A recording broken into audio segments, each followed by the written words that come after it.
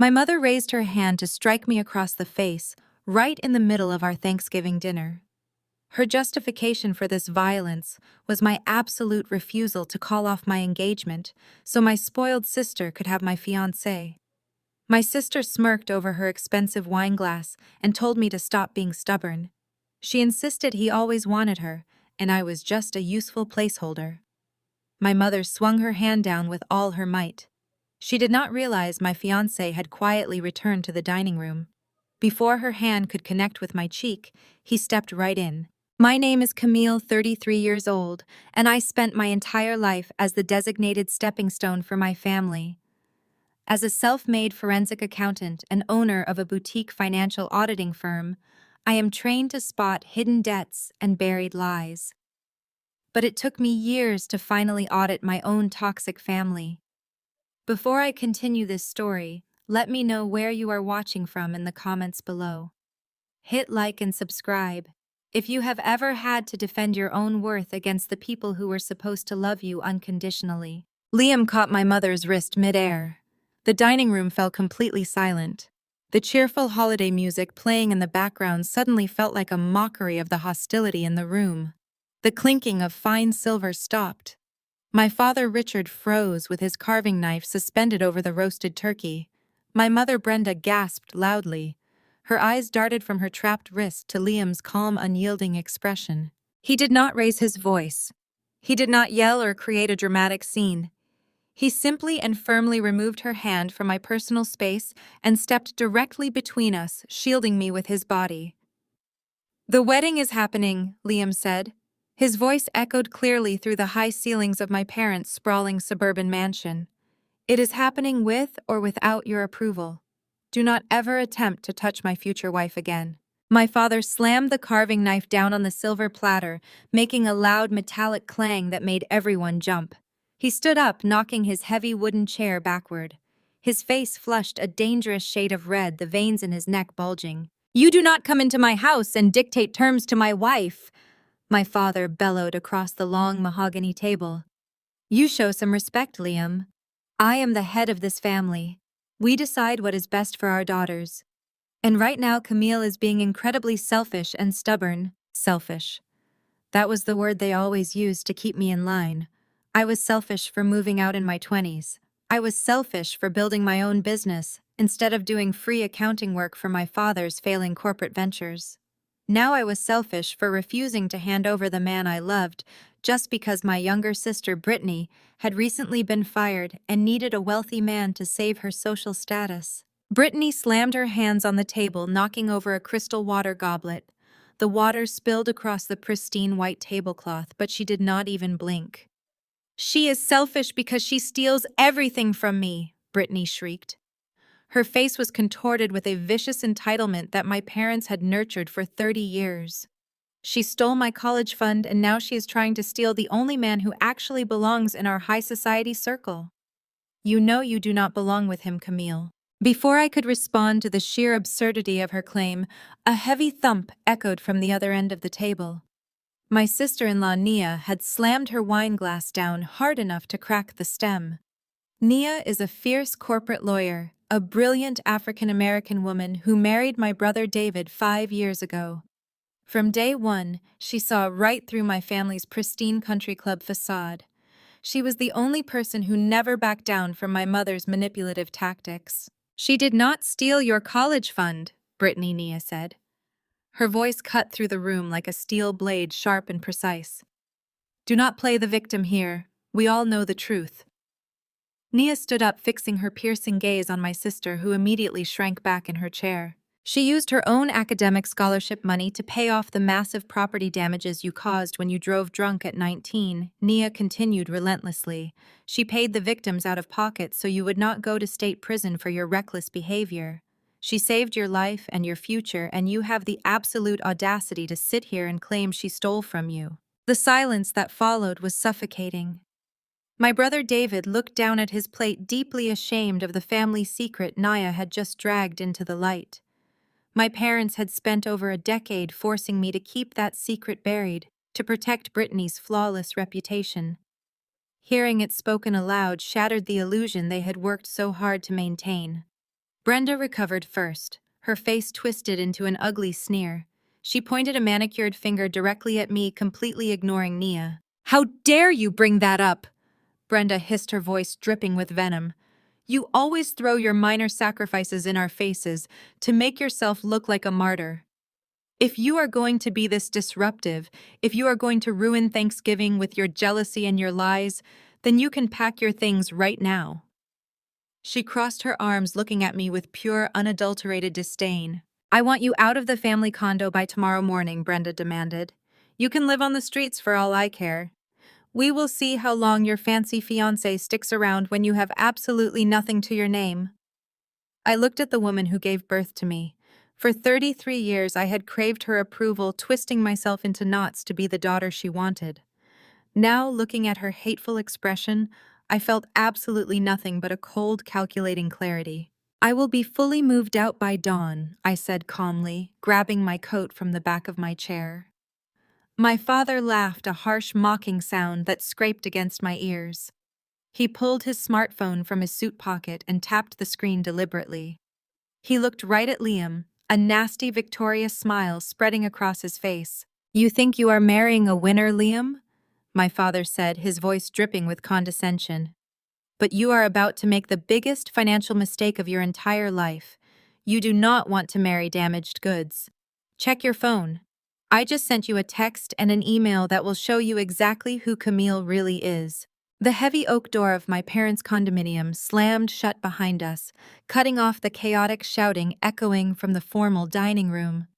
The freezing November wind whipped across the paved driveway, biting at my exposed skin, but the chill in the air was absolutely nothing compared to the icy glare in Liam's eyes as he stared at his smartphone. He stopped walking just inches from the passenger side of his car. I asked him what my father had sent. Liam wordlessly handed me the screen. It was an email containing a pathetic, desperately fabricated spreadsheet claiming I was drowning in consumer debt and secretly draining my father's corporate accounts to maintain a fake lifestyle. My father had written a long, dramatic paragraph warning Liam that marrying me would ruin his venture capital firm. I let out a sharp, genuine laugh, handing the phone back. Before Liam could unlock the car, the gravel crunched loudly behind us.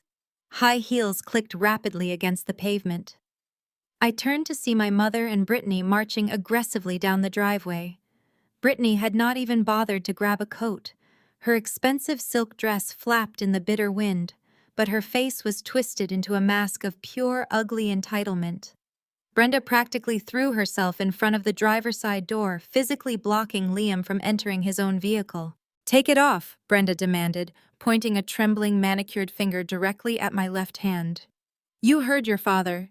You are officially out of this family. That means you forfeit all family assets." I stared at her, genuinely astounded by the sheer magnitude of her delusion. I asked her what on earth she was talking about. Brittany stepped forward, crossing her arms over her chest and lifting her chin with a smug, victorious sneer. She held out her hand expectantly. "She is talking about the ring," Camille, Brittany stated, acting as if she were explaining a simple concept to a slow child.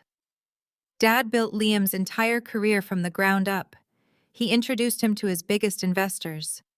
That means that $40,000 diamond sitting on your finger was essentially bought with our family money. Since you are choosing to be a selfish brat and walk away, the ring stays with us. Take it off and hand it over." They actually believed this. They had spent so many years wrapped in my father's fabricated web of grandiosity that they fully believed Richard was the puppet master behind every successful person in the city. Liam did not yell. He did not get angry. Instead, he let out a deep, resonant laugh that echoed loudly in the quiet suburban neighborhood. He slipped his phone into his pocket and looked at my mother and sister with absolute, unfiltered pity. "You two are living in a complete fantasy," Liam said, his voice deadly calm and razor-sharp. "Richard did not build my firm. I met your father at a charity gala a full 6 months after Camille and I had already moved in together. He did not introduce me to anyone. In fact, it was the exact opposite." Brenda scoffed, rolling her eyes and insisting Liam was just trying to save my pride. "Let me make this perfectly clear for you," Liam continued, taking a step closer to my sister, who immediately dropped her outstretched hand. Last October, your father came to my downtown office. He was sweating through his custom suit, hyperventilating, and begging me for a massive commercial bridge loan just so he could make his quarterly payroll. His company was hemorrhaging cash. I looked at his financials and saw nothing but a sinking ship. I denied the loan, Brittany. I turned him down flat because your father is a terrible businessman. Brittany recoiled as if she had been physically struck. Brenda opened her mouth to scream a denial, but the front door of the condo flew open again. Richard stomped down the driveway, his face a deep, dangerous shade of purple. He had obviously stood on the porch just long enough to hear Liam's brutal dismantling of his business acumen. Desperate to regain control and reassert his dominance over his rebellious daughter, he pulled his phone from his pocket, holding it up like a loaded weapon. "You think you are so smart?" Richard bellowed, his voice cracking with rage. "You think you can walk out of my house, insult me to my face, and just go back to your comfortable little life? You are nothing without me, Camille. You are an ungrateful parasite, and I am ending your free ride right this second." He furiously tapped his screen, dialing the premium client service line for his bank. He pressed the speakerphone button and held the device out toward us, determined to humiliate me in front of Liam. He wanted to prove that he held the strings to my entire existence. "Listen closely," Richard spat, glaring at me. "You are going to be completely penniless by midnight." The automated system beeped, and a live representative answered the call, her voice crisp and professional. "This is Richard," my father barked into the speaker. "I am calling to report a rogue authorized user on my accounts. I want you to immediately freeze every single credit card issued to Camille. Revoke all of her access, freeze the routing numbers, and cancel any pending transactions under her name. Cut her off completely." The silence that fell over the driveway was deafening. The only sound was the howling wind and the faint clicking of the representative's keyboard coming through the speaker. Richard stood tall, a cruel smile touching the corners of his mouth as he waited for the confirmation that my life had been financially ruined. The representative finally stopped typing. When she spoke, her crisp voice crackled loudly through the cold night air, delivering a reality check that shifted the very foundation of my family. "Mr. Richard, I apologize for the confusion," the representative said smoothly. "I am looking at the file right now, and Camille is not an authorized user on your account." Richard's triumphant smile faltered. He practically yelled into the phone, demanding she check again, insisting that he paid all of my bills. "Sir, I have checked the documentation," the representative continued, completely unbothered by his tone. "Camille is not an authorized user. She is the primary guarantor of the master corporate account. In fact, according to our risk management department, her personal collateral is the only reason your credit line has not been completely liquidated and shut down." The color rapidly drained from my father's face, leaving him looking sickly and hollow. Brenda stared at the phone in absolute horror, her mouth hanging open. Brittany looked back and forth between her parents, entirely unable to comprehend what was happening. Furthermore, the representative concluded, her voice polite but firm.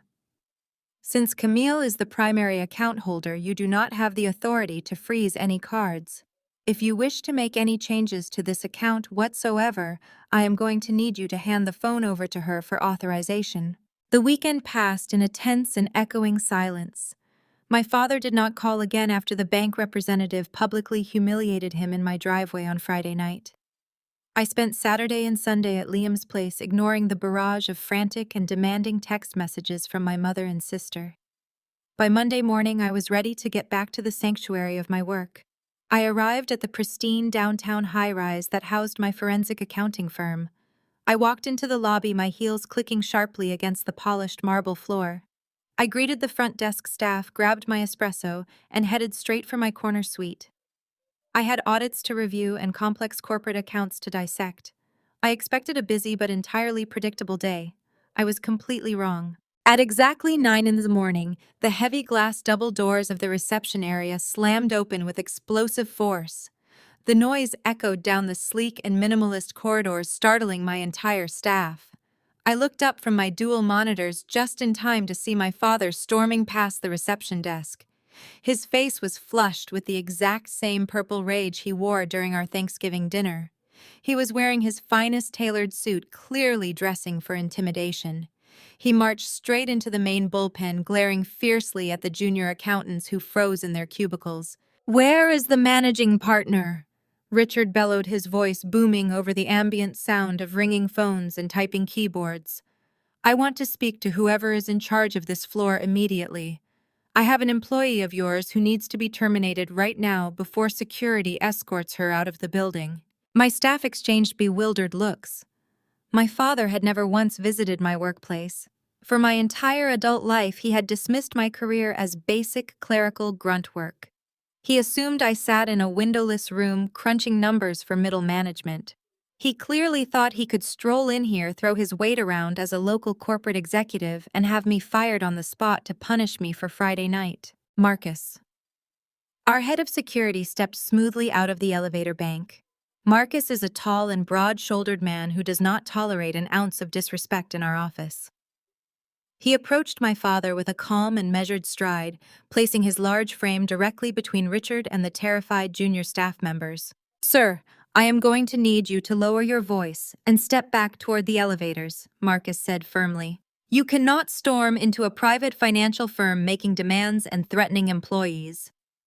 My father scoffed loudly, puffing out his chest to tower over the nearby receptionist desk. "Do not tell me what to do in a building where my company holds major accounts," Richard snapped, jabbing a manicured finger at Marcus. "I am Richard, the CEO of Prime Logistics. My corporate retainers practically keep the lights on in this miserable little firm. I pay your salary, so you will step aside and get me the manager right now." Marcus did not even blink. He crossed his massive arms over his chest and looked down at my father with utter deadpan calm. "You do not pay my salary, sir," Marcus replied evenly. "Miss Camille does." The silence in the bullpen was absolute and suffocating. My father froze instantly, his finger still pointing midair. The arrogant sneer on his face faltered quickly, replaced by a deep and confusing blankness. He slowly turned his head, scanning the open floor plan until his eyes landed on the massive glass walls of the corner suite. I opened my glass door and stepped out. I was wearing a sharp and custom-tailored navy suit, looking every bit the executive he always pretended to be. I walked slowly across the office floor, closing the distance between us, while my employees watched the spectacle unfold in stunned silence. "Marcus is absolutely correct, Dad," I said, my voice projecting clearly across the quiet room. "He works for me. Everyone on this floor works for me." My father stared at me as if I had suddenly grown a second head. He looked from me to the massive mahogany desk visible through my office window, then back to my face. He shook his head in denial. "What kind of ridiculous lie is this?" he demanded, though his voice lacked its previous booming volume. "You are a junior auditor. You process tax returns." "I was a junior auditor 7 years ago," I corrected him, keeping my tone strictly professional and devoid of emotion. 2 years ago, when the founding partners decided to retire, I bought them out entirely. I own this boutique firm. We handle high-level forensic auditing for venture capital firms and major corporate acquisitions. Which means I am the one deciding who gets fired in this building, and I am deciding to have you removed immediately. I gestured to Marcus, who took a heavy step forward, fully prepared to physically escort my father out the door. The reality of the situation crashed down on Richard. The daughter he had spent a lifetime diminishing, the daughter he thought he could render homeless and penniless with a single phone call, was standing in front of him as a self-made CEO. He had walked into my territory thinking he was a dominant lion, only to realize he was bleeding in a shark tank. But my father is not a man who accepts defeat gracefully. When cornered, he lashes out with whatever weapon he can find. The shock on his face rapidly hardened back into a mask of bitter and spiteful rage. He yanked his arm away violently as Marcus reached for his shoulder. "Do not touch me," Richard spat, straightening his silk tie with shaking hands. He turned his venomous glare back to me, his chest heaving with heavy breaths. "You think you are so brilliant?" he sneered, his voice dripping with pure malice. "You think owning this little firm protects you from me? You think you can humiliate your mother and sister, steal from your own family, and just walk away to play boss in your fancy office?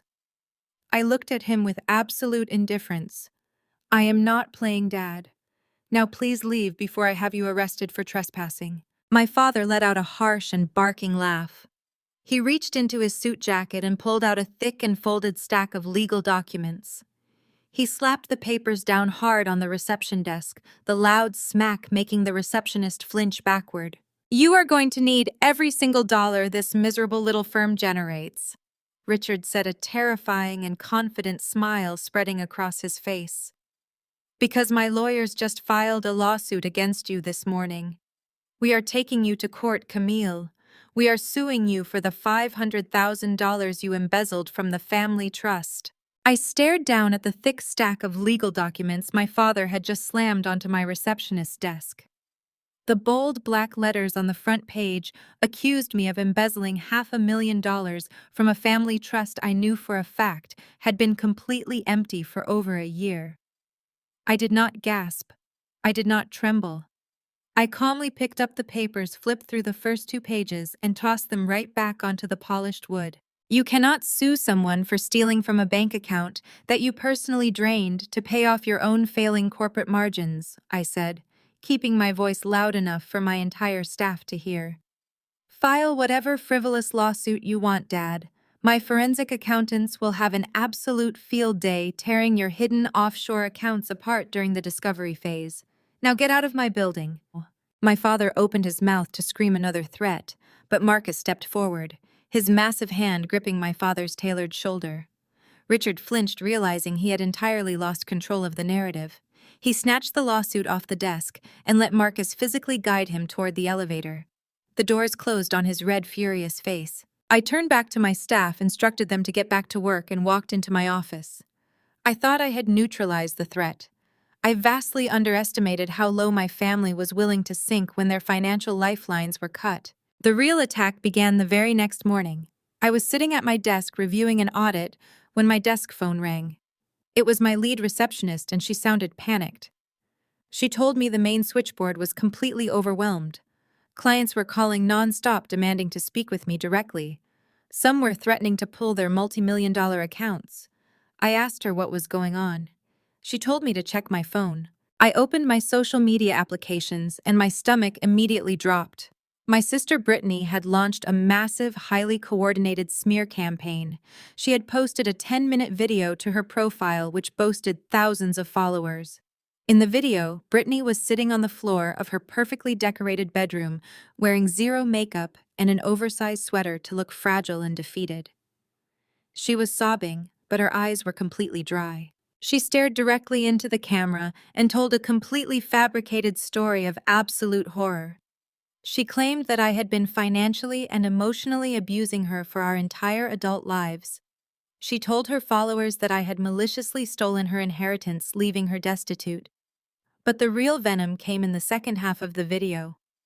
Brittany choked back a fake sob and claimed that I had not only stolen her money, but I had stolen her fiancé.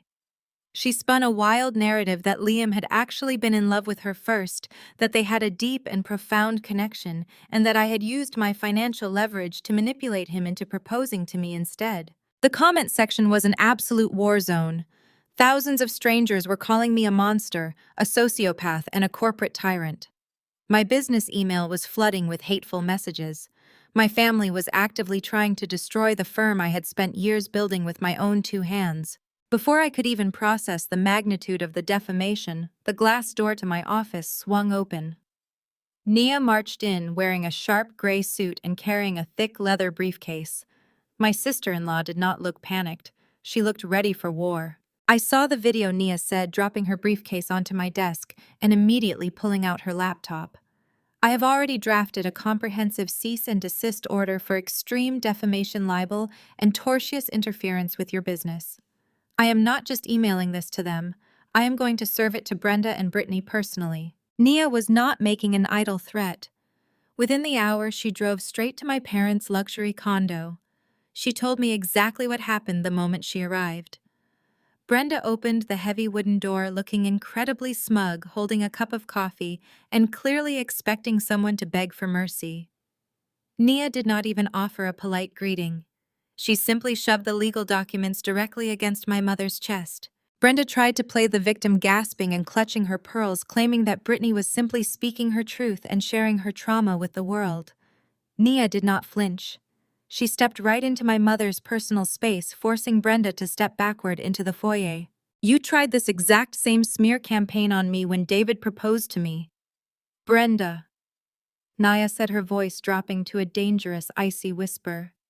"You told half of the women in Boston that I was a gold digger trying to steal your son's trust fund. It did not work on me back then, and it certainly will not work on Camille today. You have exactly 2 hours to take that video down and issue a public retraction.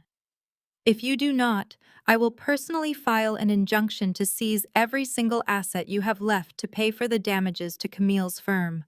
Nia turned on her heel and walked away, leaving Brenda speechless in the doorway. We thought the threat of total financial ruin would force them to back down. We assumed they would delete the video, issue a fake apology, and retreat to plan their next move. We were wrong. Instead of retreating, Brittany panicked and decided to double down in the most destructive way possible. Liam had rushed to my office the moment he saw the video. Nia and I were standing around my desk when my phone buzzed with a new notification. Brittany had not deleted the original post. Instead, she had just gone live on her profile. I tapped the screen, projecting the live video onto my office monitor. Over 10,000 people were already watching. Brittany was sitting in the exact same spot on her bedroom floor, but this time her hands were shaking. She looked directly into the camera, taking a deep, dramatic breath as if she were carrying the weight of the world. "I have to tell you guys the rest of the truth," Brittany said, her voice quivering perfectly for the audience. "Camille is trying to silence me with high-powered lawyers. She is trying to ruin my life because she knows what I am about to show you. She knows the truth about Liam." Liam crossed his arms, his jaw clenched tight as he stared at the screen. Brittany reached just out of the frame and brought her hand back up. She was holding a plastic stick. She held it close to the camera lens so every single viewer could clearly see the 2 pink lines in the display window. It was a positive pregnancy test. "Liam is not just the man I love," Brittany said, letting a single perfectly timed tear fall down her cheek. "He is the father of my baby. We had a moment of weakness a month ago when he finally realized what a monster my sister truly is. We were going to run away together, but Camille trapped him with her money. I am pregnant with Liam's child and my sister is trying to leave me on the streets." The chat feed on the side of the video exploded into a blur of outrage and support for my sister. My phone started vibrating endlessly against the desk as clients, acquaintances, and strangers began calling. Brittany had just dropped a nuclear bomb on my entire life. She thought she had backed us into an inescapable corner. She thought public shaming would force me to hand Liam over and surrender my wealth to avoid a massive scandal. She thought she had secured her ultimate victory. My smartphone vibrated with such violent intensity against the polished mahogany desk that it nearly rattled right off the edge. Brittany's live stream had hit a viral tipping point within seconds. Thousands of comments poured in, creating a toxic avalanche of strangers demanding Liam take immediate responsibility and condemning me as a cruel, cold-hearted sister who was actively trying to force a pregnant woman onto the streets. The screen flashed with an incoming call. It was Brenda. I tapped the speaker button, letting the audio fill my corner office so Liam and Nia could hear every single delusional word. "I hope you are watching this," Camille, Brenda said, her voice practically dripping with vindictive glee. "The truth always comes to the light. Liam has a moral obligation now. He has to marry Brittany. It is the only way to save his public reputation and do right by this innocent child. You need to step aside gracefully and hand over your firm's remaining capital to support your new niece or nephew. If you refuse, this scandal will completely ruin your miserable little business." I did not scream. I did not cry. I did not panic. Instead, I looked up at Liam, who was casually leaning against the glass wall of my office. A slow, highly strategic smile spread across my face. Thank you for the public relations advice, Mom, I said smoothly, my voice devoid of any stress. But I think we will handle our own media strategy today. I ended the call before she could utter another syllable of her victory speech. I turned to Liam. He was already reaching into the inner breast pocket of his tailored suit, pulling out a meticulously folded piece of heavy cream-colored paper. Nia grinned from her seat on the leather sofa, instantly recognizing the embossed seal of the most exclusive urology clinic in the state. "Are we doing this?" Liam asked. His blue eyes held absolutely no fear, reflecting only cold, calculated justice. "We are doing exactly this," I confirmed. I grabbed my phone and opened my accounting firm's official social media page. We boasted a massive, verified professional following of corporate clients and financial analysts. I propped the phone up against my desk organizer, ensured the lighting highlighted the professional backdrop of my corner suite, and hit the button to go live. Within a minute, thousands of viewers desperate for the other side of the day's most explosive scandal flooded into the broadcast. I did not raise my voice. I kept my posture perfectly straight, projecting the exact authority of a CEO who deals exclusively in indisputable facts. My sister Brittany recently made a very serious, very public allegation regarding my fiancé Liam. I addressed the camera, speaking with crisp precision. She claims they had a moment of weakness a month ago, resulting in a pregnancy. In the financial auditing world, we rely on hard data and verified receipts. So Liam has decided to provide some data of his own. I turned the camera lens directly to Liam. He stepped forward, holding the official medical document right up to the screen so every viewer could clearly read the text. He did not yell, and he did not act defensive. He spoke with the clinical, ruthless precision of a man dismantling a poorly constructed lie. 5 years ago, Liam stated clearly, I was diagnosed with a specific medical condition that required a specialized surgical intervention. As part of that procedure, I underwent a full, irreversible vasectomy. I am 100% sterile. He tapped the certified signature of the chief medical officer at the bottom of the page, ensuring the date was clearly visible. I have zero biological capacity to father a child. Liam continued, staring directly into the camera lens with absolute authority. Brittany might very well be pregnant, but the absolute biological impossibility of me being the father makes her little live stream nothing more than a desperate, fabricated attempt at extortion. My legal team, led by Nia, will be adding severe public defamation and fraudulent extortion to our active lawsuit against her. The reaction was instantaneous and explosive.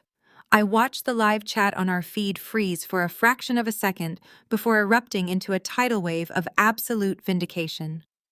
Viewers instantly screen-recorded Liam's statement and immediately flooded Brittany's ongoing livestream. I opened my laptop to watch the fallout on her feed.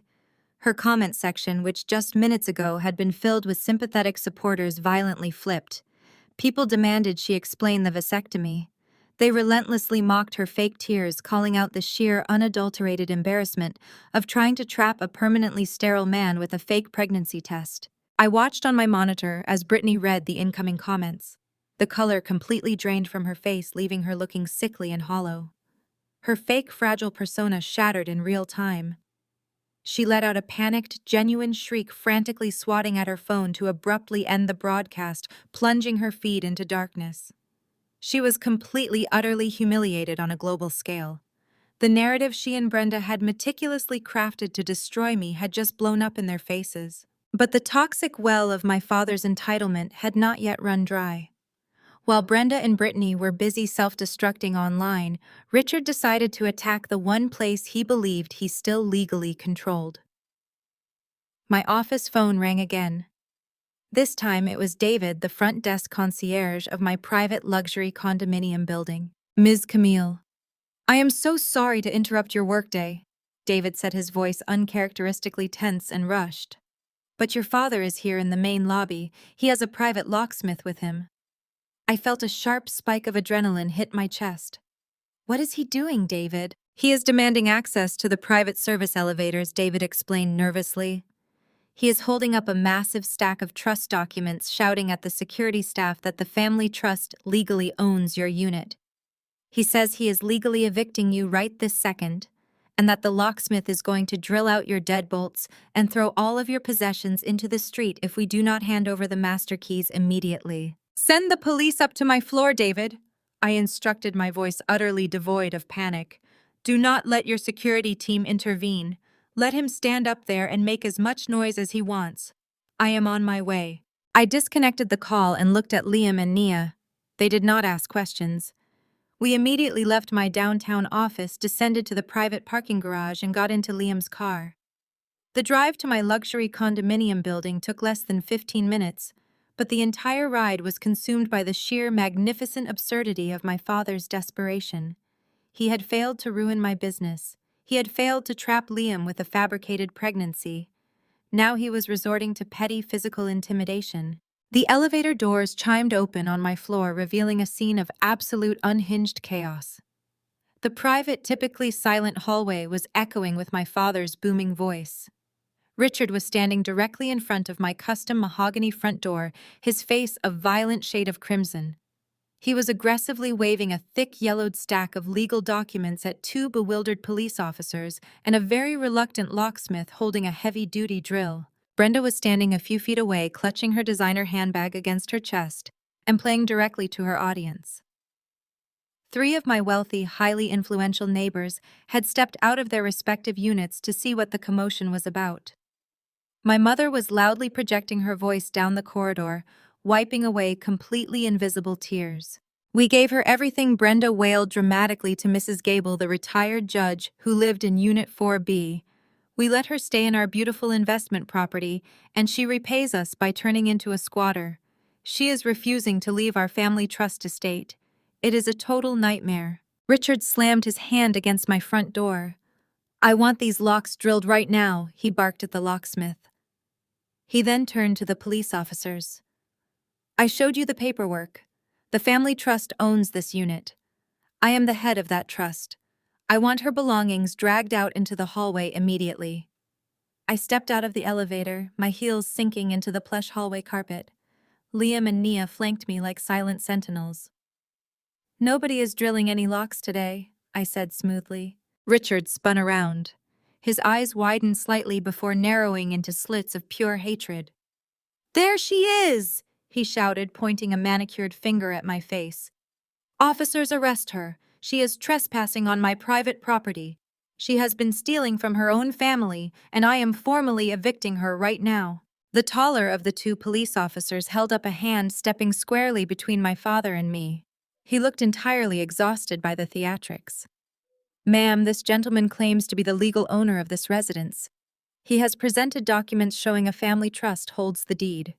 He is holding garbage, I replied calmly. I did not raise my voice. I did not match his hysterical energy. I simply reached into my designer tote bag and pulled out a crisp, heavy stock folder containing certified state documents. I handed the folder directly to the officer. My father is highly confused, I stated, speaking loudly and clearly enough for every single neighbor in the hallway to hear perfectly. He is holding a deed from 4 years ago. The family trust he keeps bragging about went completely bankrupt a year ago. Brenda gasped, her hand flying to her mouth. Richard froze, the blood draining from his face as his darkest, most closely guarded financial secret was dragged into the bright hallway lights. His company hemorrhaged money, and he secretly leveraged this property to cover his massive corporate debts. I continued, relentlessly holding my father's terrified gaze. He defaulted on those loans. The bank foreclosed on this exact unit 11 months ago. I purchased this condominium in cash at a private bank auction to save my parents from the public embarrassment of a highly publicized foreclosure. The deed you are holding has the state seal confirming the property is 100% in my name. The police officer carefully reviewed the crisp, notarized pages. He checked the state seal, verified my identification, and then turned a very stern, unamused glare toward my father. Sir? The officer said, his tone dropping an octave. These documents are fully certified and up to date. You are not the owner of this property. You have absolutely no legal standing here. Richard stared at this officer, his mouth opening and closing soundlessly.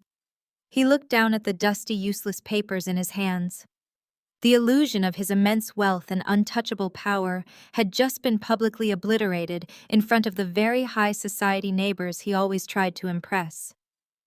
Mrs. Gable let out a quiet, knowing scoff and stepped back into her unit, shutting her door firmly in my mother's face. "This is a mistake," Richard stammered, his arrogant posture completely collapsing. "She manipulated the bank. She stole my collateral." "The only mistake was you calling the police to help you commit a felony," the officer replied sharply. "You are attempting an illegal eviction on a property you do not own. You need to leave these premises immediately, or you will both be arrested for trespassing and harassment." The locksmith did not wait to be told twice. He shoved his drill into his tool bag and practically sprinted toward the service elevator. My father stood frozen in absolute humiliation. His power was gone. His leverage was a complete fantasy. The police officers stepped forward, physically herding Richard and Brenda away from my front door and pushing them toward the main elevator bank.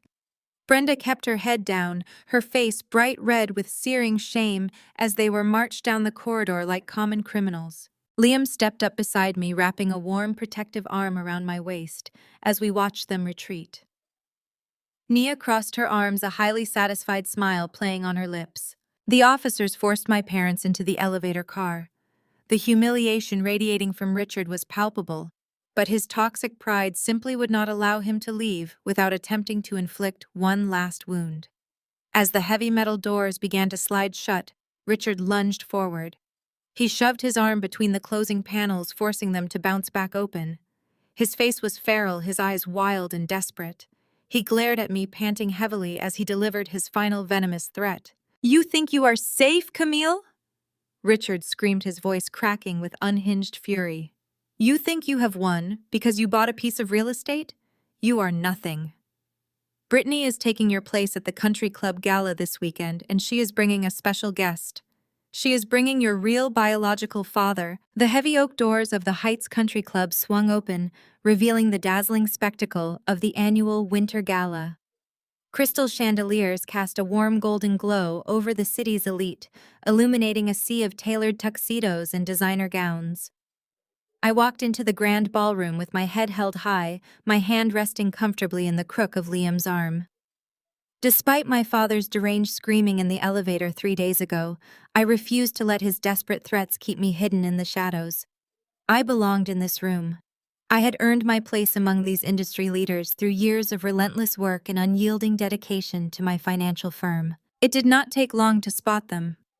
My mother and sister were holding court near a magnificent ice sculpture in the center of the room.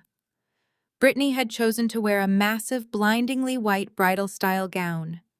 It was a glaring, desperate plea for attention that blatantly violated the gala's formal jewel-tone dress code. She was clinging tightly to the arm of a man I had never seen before in my life. He looked completely out of place among the refined crowd. He wore an ill-fitting, shiny gray suit that reeked of cheap cologne and desperation. His hair was slicked back with too much gel, and he had a perpetual sleazy grin plastered across his face. Brenda was loudly projecting her voice, ensuring every wealthy society matron within a 50-foot radius could hear her fabricated tragedy. She was waving her champagne glass dramatically, introducing the greasy stranger as a ghost from her past. I could clearly hear her claiming that he was my real biological father, a deadbeat who had abandoned her decades ago, leaving noble Richard to step up and raise another man's mistake. It was a sickening, beautifully orchestrated lie designed to humiliate me and brand me as the product of trashy, unstable genetics. They wanted the city to believe my success was a fluke and my bloodline was toxic. The moment Brittany locked eyes with me across the crowded ballroom, her lips curled into a vicious, triumphant smirk. She immediately abandoned her conversation, grabbing a brimful glass of dark Cabernet from a passing waiter's silver tray. She marched directly toward Liam and me, her ridiculous white gown billowing behind her. I saw her eyes lock onto the pristine champagne-colored silk wrap draped elegantly over my shoulders. She did not even try to make it look like a genuine accident. When she was exactly 2 feet away, Brittany let out a loud, highly theatrical gasp. She threw her weight forward, pretending to trip over the hem of her own dress, and violently jerked her wrist. A dark, ugly wave of red wine splashed directly across my chest, soaking the expensive silk wrap in an instant. "Oh my goodness, Camille!" Brittany shrieked, her voice echoing through the sudden silence of the ballroom. "I am so incredibly sorry. I am just so clumsy today with the baby and everything. I totally ruined your beautiful dress. You must be absolutely devastated." The string quartet seemed to pause. Hundreds of wealthy guests turned to stare at the dripping red stain spreading across my torso. Brenda practically beamed from across the room, anticipating my ultimate public humiliation, waiting for me to run out of the venue in tears of shame. I looked down at the ruined silk, then slowly raised my eyes to meet my sister's gloating stare. I did not gasp. I did not scramble for a napkin. I did not give her the satisfaction of a single flinch. "I know exactly who you are, Brittany," I said, my voice carrying clearly through the quiet crowd. "And I know exactly how predictable you are." Without breaking eye contact, I calmly reached up to the jewel-encrusted clasp at my collarbone. I unfastened the ruined champagne silk wrap and let it slide off my shoulders, dropping the stained, heavy fabric carelessly onto the polished marble floor. Gasps rippled through the surrounding crowd. Beneath the sacrificial outer layer, I was wearing a breathtaking custom-tailored emerald velvet gown. It was sharp, immaculate, and completely untouched by her petty sabotage. The deep, rich jewel tone made Brittany's white dress look even more tasteless and desperate by comparison. "You really should watch your step," I told her, stepping cleanly over the discarded silk. "It would be a terrible shame if you tripped and exposed the rest of your lies to this lovely crowd." Brittany's jaw dropped. Her face turned a mottled shade of red as the surrounding guests began to whisper, pointing at her garish white dress and the obvious failure of her little stunt. Before Brittany could formulate a response to her public failure, the sleazy older man detached himself from Brenda and sidled up directly next to Liam. He stood far too close, invading Liam's personal space, projecting the overwhelming scent of stale tobacco and cheap liquor. "So you are the billionaire marrying my little girl," the man said, sliding his hands into his pockets and puffing out his chest. "Brenda told me all about your massive bank accounts. It is a real shame about her genetics, though. You know, bad blood always boils to the surface eventually. But I am a reasonable man." Liam stared down at him, his expression carved from absolute ice. He did not blink. "Is that right?" The man leaned in closer, dropping his voice to a conspiratorial, gritty whisper. "I have a lot of stories about Camille's mother. Things the high society folks around here would love to print in the papers. But if you pay me a proper dowry, let us call it a cool 2 million to bless this union, I will get on the next flight out of here and keep my mouth permanently shut. Consider it an investment in your pristine public image." Liam did not even have to answer. A sharp, commanding voice cut through the tension like a steel blade. "The only place you are flying to is a maximum security holding cell." Nia stepped out from the crowd, looking absolutely lethal in a midnight blue pantsuit. David, my brother, stood firmly by her side, his jaw clenched tight as he glared at the man his mother had paraded around all night. David looked sick to his stomach at the depths to which Brenda had sunk. Nia did not waste a single second. She marched right up to the greasy stranger and slammed a thick manila folder directly against his chest. "You are not Camille's biological father," Nia announced, her voice ringing out with crystal clarity. "Your name is Arthur Vance. You are a hired background actor from a third-rate talent agency 2 towns over. My investigative team pulled your background check the moment Brenda started running her mouth by the ice sculpture." Arthur froze, the smug, extortionist grin sliding right off his sweaty face. He looked desperately toward Brenda, who was suddenly trying to back away into the crowd to escape the impending fallout. "And unfortunately for you," Nia continued, her smile entirely devoid of warmth, "you have 3 outstanding felony warrants for wire fraud and passing bad checks. The venue security has already locked the doors, and the local authorities are walking into the lobby right now." Arthur Vance was hauled out of the Winter Gala in handcuffs. The high society crowd watched in absolute silence as Brenda and Brittany scrambled for the exit, their grand sabotage entirely dismantled before it could even begin. I turned back to the party, smoothed my emerald velvet gown, and spent the rest of the evening mingling with investors, as if my family had not just tried to humiliate me on a public stage. I assumed their utter public disgrace would force them into hiding. I vastly underestimated the sheer blinding panic of narcissists losing their grip on a fabricated reality. 3 days later, my brother David hosted a Sunday lunch at his home. It was a misguided, desperate attempt at damage control. David still carried a small, naive hope that he could force some semblance of civility between us before the family completely fractured. He had explicitly warned our mother and sister that they were only allowed to attend if they offered a sincere apology. Liam and I arrived early. We sat in the spacious sunlit living room with David sipping iced tea while waiting for the others. Brenda and Brittany arrived exactly on time, which was the first glaring red flag. They were unusually quiet. They did not immediately launch into complaints about the traffic or offer unsolicited critiques of Nia's choice of appetizers. Instead, Brenda offered a stiff, forced smile, and Brittany kept her eyes glued to the floor, her hands nervously twisting the strap of her purse. 10 minutes into the gathering, my mother excused herself to use the powder room. A few moments later, Brittany muttered something about needing to take an urgent phone call and slipped out of the living room as well. Nia, who had been observing them with the sharp, analytical instincts of a seasoned litigator, exchanged a knowing look with me. She set her glass down on the coffee table and quietly walked down the hallway. I stood up and followed her, my heels silent on the plush runner. We did not have to search far. The heavy oak door to Nia's private home office was slightly ajar. Nia pushed the door wide open. The scene inside was a masterclass in desperate, unhinged entitlement. Brenda was on her knees, furiously rifling through the bottom drawer of Nia's mahogany filing cabinet.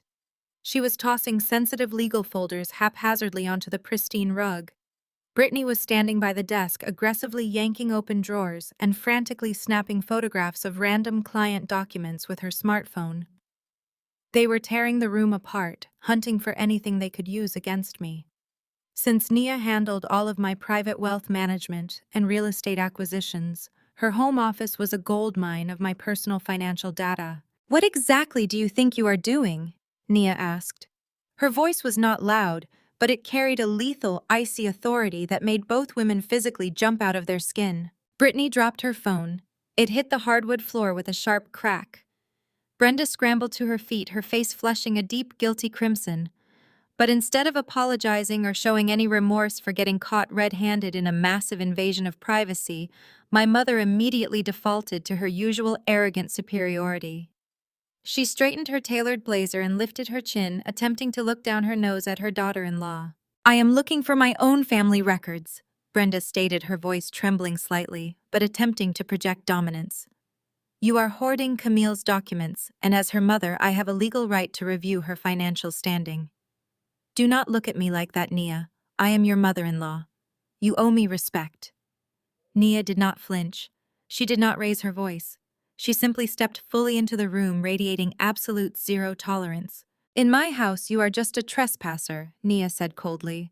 "Put everything down, right now." Brenda opened her mouth to argue, but the sheer terrifying calm in Nia's eyes silenced her. David stepped up right behind me, having followed us down the hall. He looked at the ransacked filing cabinet, then at his mother and sister. The last shred of his hope for family mediation completely evaporated in that instant.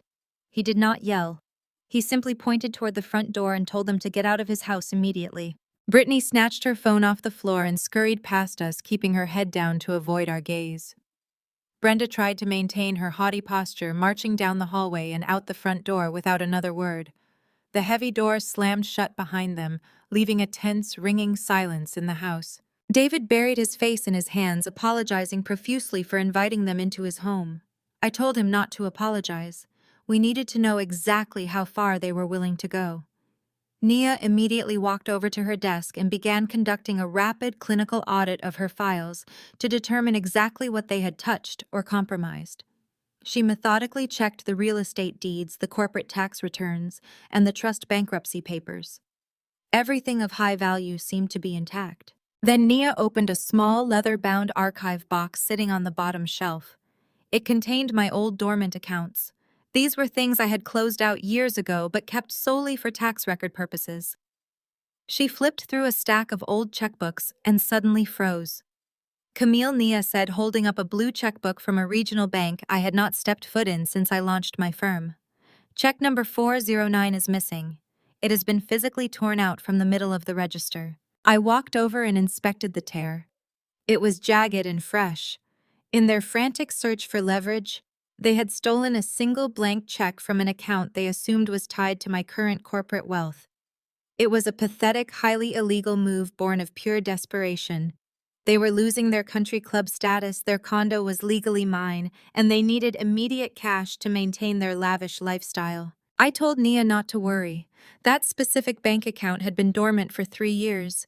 It had exactly $12.50 sitting in it just to prevent an automatic closure fee. Even if they tried to use the check, it would instantly bounce. We spent the rest of the afternoon finishing our lunch completely unbothered by their petty theft. I assumed they would eventually realize the account was useless and throw the stolen check away. I drastically underestimated Brittany's profound lack of common sense. The very next morning, I was sitting at my desk at the firm reviewing a quarterly audit with Liam. My private desk phone began to ring. I checked the caller ID. It was the regional branch manager of the bank where that dormant checkbook originated. I answered the call, putting it on speakerphone so Liam could hear every word. "Ms. Camille, this is Mr. Harrison from the downtown branch," the manager said, his voice dropping to a serious, highly urgent whisper. "I am calling to verify a transaction before we proceed with notifying the authorities." "What seems to be the issue, Mr. Harrison?" I asked, leaning back in my leather chair. "Your sister Brittany is currently standing at teller window number 3, the manager explained, his voice tight with professional concern. "She is wearing large sunglasses and a trench coat, attempting to be discreet, but she is causing quite a scene. She just presented a check from your archived personal account. She is demanding we cash it immediately and provide the funds in a certified cashier check. The check is made out to her for exactly $100,000. Furthermore, the signature at the bottom is a blatant, obvious forgery. She even misspelled your middle name. I have security standing by, but per our protocol, I needed to verify with you directly before we lock the front doors and call the police." "Lock the main doors and detain her, Mr. Harrison," I instructed, my voice cutting through the speakerphone with absolute authority. "Do not let her leave the building. We are 5 minutes away." I ended the call and looked at Liam and Nia. We immediately left my corner office and took the private elevator down to the parking garage. The drive to the downtown branch was swift and completely silent. I did not feel panic, and I certainly did not feel pity. I felt the cold, sharp edge of finality. Brittany had finally crossed a legal line that no amount of parental coddling could erase. When we walked through the heavy glass doors of the bank, the scene was pathetic. The branch had been closed to the public. Mr. Harrison stood firmly behind his mahogany desk, looking profoundly unimpressed. Brittany was sitting in a leather guest chair, completely surrounded by 3 massive uniformed security guards. She was wearing a ridiculous oversized trench coat and giant designer sunglasses, looking like a cheap caricature of a fugitive. She was trembling visibly, clutching her expensive handbag, as if it could somehow shield her from a federal offense. Before Mr. Harrison could even begin to brief me on the exact details of the forgery, the heavy side door of the bank rattled violently. Someone pounded aggressively against the glass. It was Richard and Brenda. Brittany must have sent them a frantic, desperate text message the moment security approached her at the teller window. Mr. Harrison gestured for the guards to unlock the side entrance. My parents rushed into the quiet bank, bringing their usual storm of hysterical entitlement right along with them. Brenda immediately ran to Brittany, wrapping her arms around her trembling daughter. She then turned her furious glare toward the bank manager. "This is a massive overreaction and a complete family misunderstanding," Brenda shrieked, her voice echoing off the high marble ceilings. "You are terrorizing a pregnant woman. My daughters share accounts all the time. Camille gave her permission to cash this check. There is absolutely no need for security guards or police. Tell him, Camille. Tell him it was a misunderstanding." I did not break my stride. I walked directly up to Mr. Harrison's desk, ignoring my mother entirely. There is no misunderstanding, I stated clearly, ensuring my voice carried across the silent lobby. That account has been dormant for 3 years. I did not write that check. I did not authorize that withdrawal. My sister stole a blank check from my financial manager's home office yesterday afternoon and forged my signature to steal $100,000. She is committing a felony. Richard stepped forward, puffing out his chest and turning his face an ugly, volatile shade of purple. He pointed a manicured finger directly at my face, completely ignoring the severity of the law. "You owe us this money, Camille." Richard snarled, his voice dripping with venomous justification. "We raised you. We put a roof over your head and fed you. You have millions of dollars sitting in offshore accounts and commercial real estate. You are going to let your pregnant sister starve in the streets over a measly $100,000. You owe this family a return on our investment." I stared at the man who shared my DNA. He was not a father. He was a parasite who had spent his entire life viewing his children as nothing more than financial assets to be liquidated at his convenience. I turned to Mr. Harrison and the security guards. "My father loves talking about who owes whom," I said, my tone dropping to a dangerous, icy register. "When I was 17 years old, I worked 3 different minimum wage jobs. I tutored after school, I waited tables on the weekends, and I saved every single penny for my college tuition. I had exactly $20,000 sitting in a joint custodial savings account." I took a slow step toward Richard, refusing to look away from his terrified eyes. "Richard walked into a bank branch exactly like this one," I continued relentlessly. "He used his legal status as the custodial parent to drain every single cent of my savings. He wiped out my entire college fund, and he used my hard-earned money to buy Brittany a brand new cherry red convertible sports car for her high school graduation." Brenda gasped, her hand flying to her mouth, but I refused to let her interrupt. "When I found out my account was empty, he told me I was being selfish for wanting an education. When my sister needed reliable transportation to the mall, I said, my voice ringing with total vindication. You stole my future to fund her vanity, Richard. So no, I do not owe you a single dime. You exhausted my charity 18 years ago." Outside the tall glass windows of the bank, the sudden sharp flash of blue and red lights painted the lobby walls. 2 police cruisers had just pulled up to the curb. Mr. Harrison picked up his desk phone to buzz the officers inside. Brittany let out a loud, genuine sob of absolute terror. She grabbed Brenda's arm, begging her mother to fix it, terrified of spending the night in a concrete holding cell. Richard looked at the flashing police lights, and the last remnants of his arrogance finally shattered. He looked at me, his eyes wide and pleading. He was cornered, and he knew it. I held up my hand, signaling Mr. Harrison to wait for just one moment. "You have a choice, Richard," I said coldly. "Mr. Harrison can open those doors right now. Your favorite daughter can be escorted out of this building in handcuffs, formally charged with felony check fraud, and face up to 5 years in a state penitentiary. Or you can sign this." Nia stepped forward. She did not say a word. She simply opened her sleek leather briefcase, pulled out a thick, legally binding contract, and slammed it down flat on the mahogany desk. She placed an expensive fountain pen right on top of the signature line.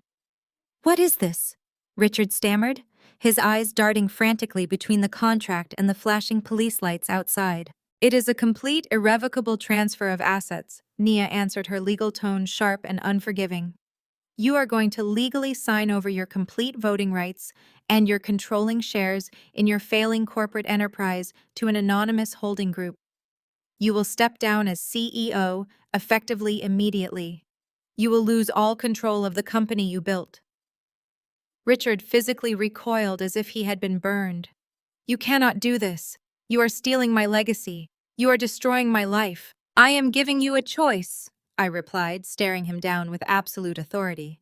"Your company or your golden child's freedom. Choose right now, Richard, because the officers are walking up the steps." Richard looked at Brittany. She was hyperventilating, mascara running down her face, clutching her forged check like a lifeline. He looked at the flashing lights. He looked at the empire he had spent decades building through manipulation and fraud.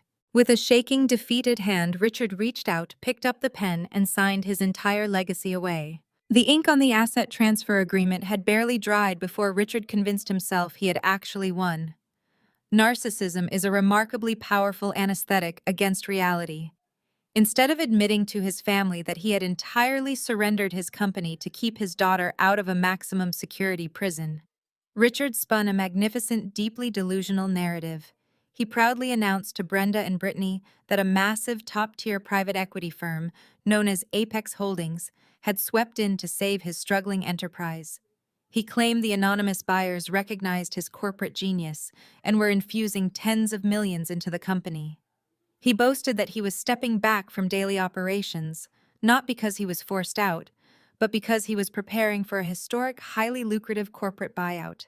He convinced them they were on the verge of unimaginable wealth. Brenda and Brittany swallowed the fabricated story without asking a single logical question. The looming threat of criminal charges and public disgrace vanished from their minds, replaced instantly by a manic, unearned superiority. Within 2 weeks, they were back to their old habits, but magnified to an absurd, feverish degree. They believed they were essentially billionaires in waiting. To celebrate their impending fortune and to prove to the city's elite that the country club incident was nothing but a minor misunderstanding, they embarked on a reckless shopping spree across the most expensive retail districts. I had absolutely no intention of crossing paths with them. I was spending my Tuesday afternoon at L'Etoile, an ultra-exclusive appointment, only evening wear and bridal boutique.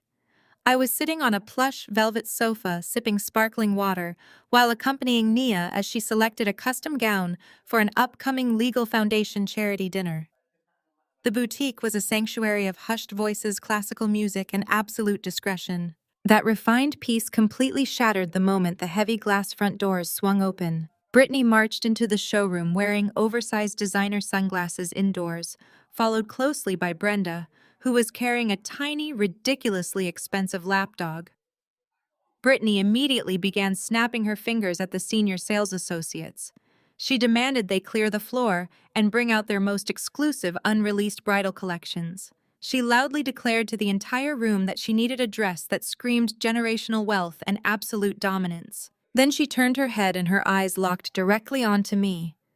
Any normal person who had recently been detained by bank security for attempting to cash a forged $100,000 check would have immediately turned around and walked out.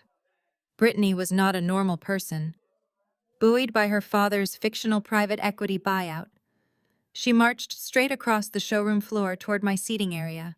She puffed out her chest, radiating an aggressive, toxic arrogance. "What are you doing in a place like this?" Camille Brittany demanded, her voice carrying an intentional grating volume designed to attract the attention of everyone in the boutique. "This is a high-end establishment. You really should stick to off-the-rack department stores. It suits your pedigree much better." I did not stand up. I did not even set down my crystal glass of sparkling water. I simply looked up at her, silently observing the sheer depth of her delusion. Nia stepped out of the dressing room wearing a stunning black silk gown and crossed her arms, watching Brittany with the clinical fascination of a scientist observing a deeply flawed experiment. Brittany turned her attention to the boutique manager, Madame Celine, who had hurried over to manage the sudden disruption. "Madame Celine, I need you to have security escort this woman out of your store immediately," Brittany ordered, pointing a manicured finger directly at my face. "She is harassing me, and I refuse to breathe the same air as her. My family is currently finalizing a multi-million-dollar acquisition with Apex Holdings. We are taking our corporate empire global. By the end of this fiscal quarter, my family will possess a net worth that will make her little billionaire fiancé look like a street beggar. I am your new top priority client, and I demand you clear this room." Brenda stepped up beside her daughter, nodding vigorously in agreement. "We are prepared to purchase your most expensive gown today, paid in full," Brenda added haughtily, "but only if you remove these unwanted distractions from the premises." I remained perfectly still. I knew exactly what Apex Holdings was. I knew exactly who controlled it. I let the silence stretch out, allowing Brittany to bask in her fabricated superiority for a few seconds longer. Madame Celine did not call for security. She did not ask me to leave. She was a woman of impeccable grace and possessed absolutely zero tolerance for tacky, loud behavior in her showroom. Celine turned on her heel and walked over to the main concierge desk. When she returned a moment later, she was holding a silver tray. She was not carrying complimentary champagne. She was carrying Brittany's heavy metal platinum credit card.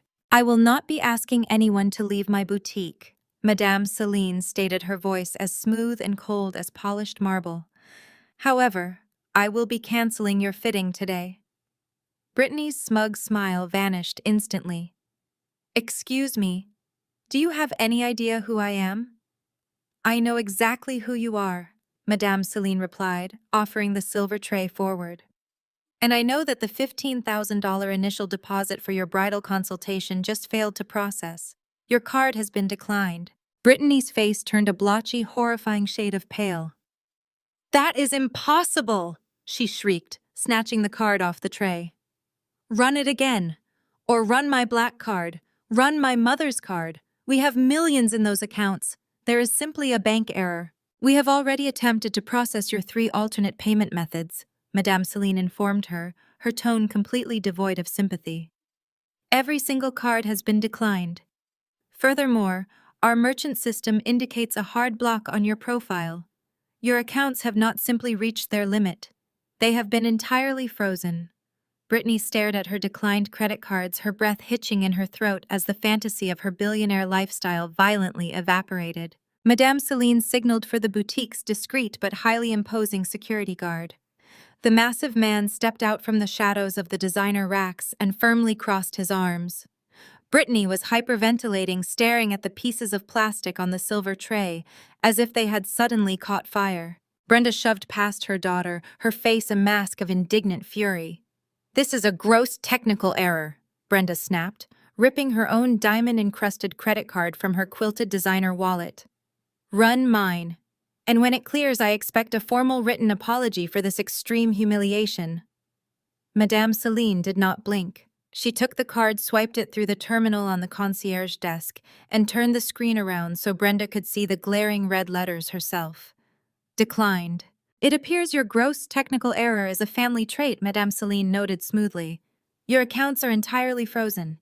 Apex Holdings did not buy your husband's company, Brenda. They liquidated it.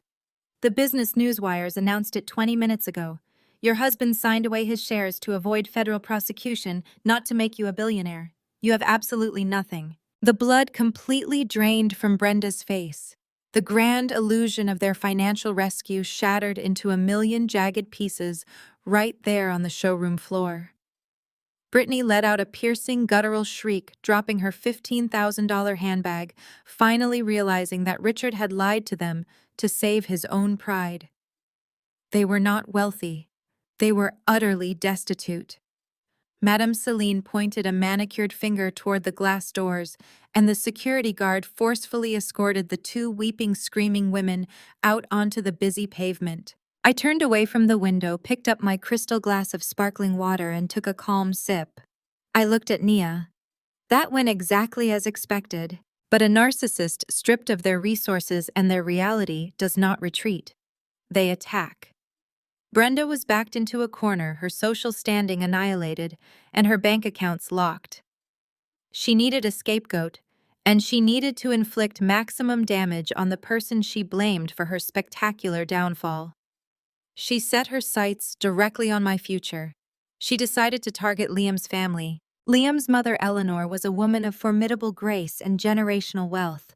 She was the absolute antithesis of Brenda. Eleanor did not need to shout to be heard.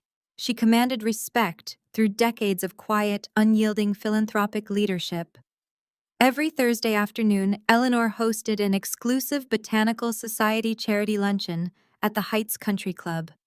It was a highly guarded invite-only affair filled with the city's most influential matriarchs. Brenda, operating on pure, unhinged desperation, bypassed the country club security by slipping through the kitchen delivery entrance. She marched into the grand dining room, her Chanel suit slightly wrinkled, her makeup smudged, and her eyes wide with a manic intensity. Eleanor was seated at the head table, quietly discussing an upcoming hospital gala with the mayor's wife. Brenda stormed right up to the crisp white tablecloth, slamming her hands down flat against the fine linen, violently rattling the silver cutlery. The entire dining room went dead silent. "You need to know the truth about the viper your son is marrying," Brenda declared loudly, her voice trembling with manufactured grief. She pointed a shaking finger directly at Eleanor. "Camille is a monster. She is a sociopath. She completely manipulated my husband, stole our family company, and forged legal documents to freeze our bank accounts. She is a parasite, Eleanor. She is only marrying Liam for his money, and she will destroy your family just like she destroyed mine." The surrounding high society women gasped in horror, clutching their pearls and staring at the deranged intruder. Brenda stood tall, breathing heavily, fully expecting Eleanor to recoil in disgust, cancel the wedding, and banish me from their elite circle forever. Eleanor did not gasp. She did not raise her voice. She simply picked up her bone china teacup, took a slow, measured sip of her Earl Grey tea, and set the cup back down on its saucer with a soft, dismissive clink. "Camille warned us. You would say exactly this," Eleanor replied, her voice carrying an icy, terrifying calm that echoed through the silent dining room.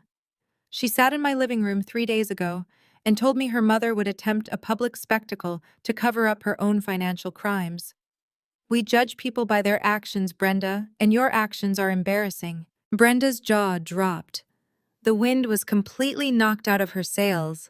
She had expected to plant a seed of doubt. Instead, she had walked directly into a psychological trap I had already dismantled. "Security," Eleanor said, raising one elegant hand. "Please remove this trespasser from the luncheon. She is disturbing the guests." Two large security guards immediately stepped out from the shadows of the dining room and grabbed Brenda by the arms. Panic and pure blinding rage consumed her. As the guards forcefully yanked her away from the table, Brenda thrashed wildly. She kicked over a heavy crystal water pitcher, sending ice and water crashing across the polished hardwood floor. In the split second of absolute chaos, while the guards adjusted their grip and the surrounding women jumped back to avoid the spill, Brenda's hand shot out.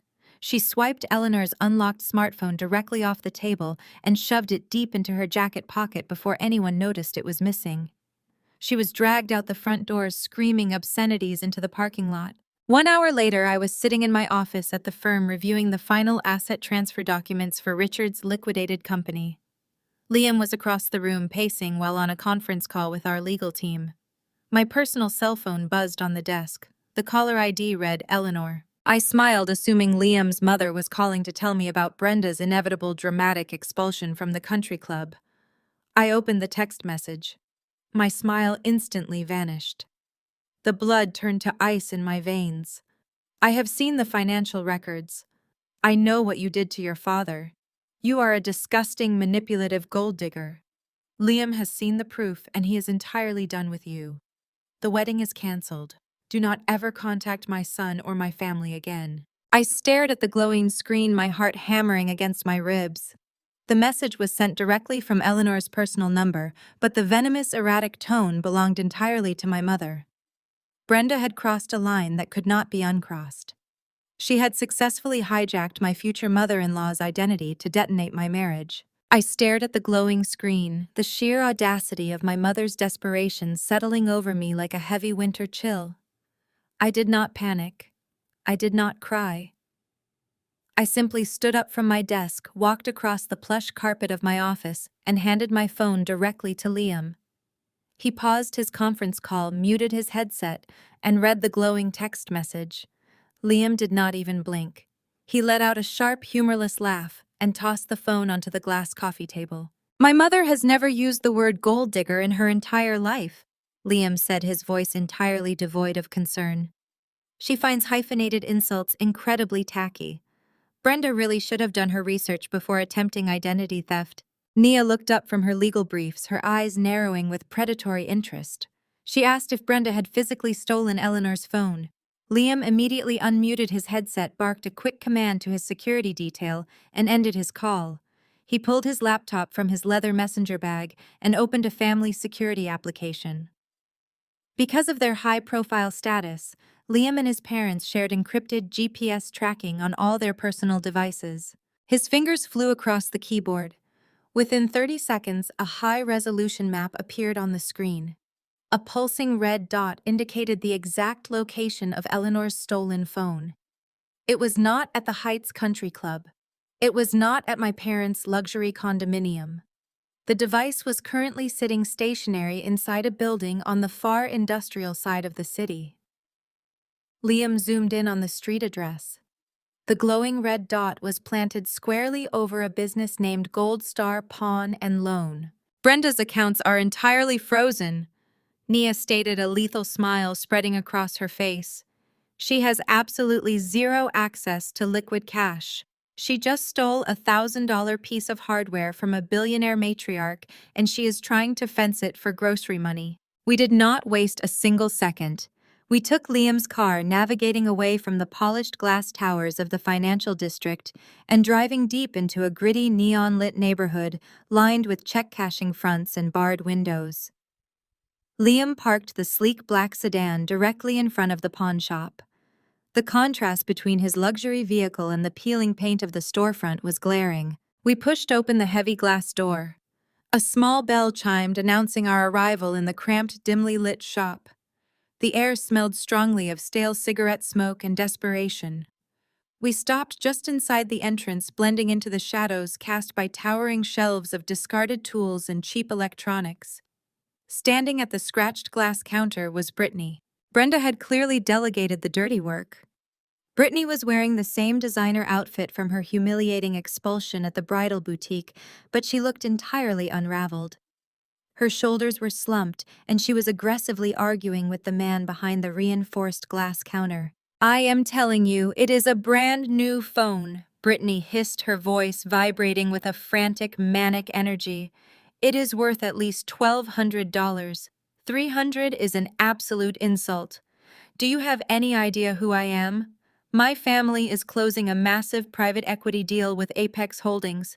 I am practically a billionaire." The pawn shop owner chewed on a toothpick, completely unfazed by her delusions of grandeur. He slapped 3 crumpled $100 bills onto the counter. "Take it or leave it, lady. I do not care if you are the Queen of England. No charger, no original box, and a locked screen means 300. Brittany let out a frustrated growl. Her hands trembled violently as she reached out to snatch the crumpled bills off the counter.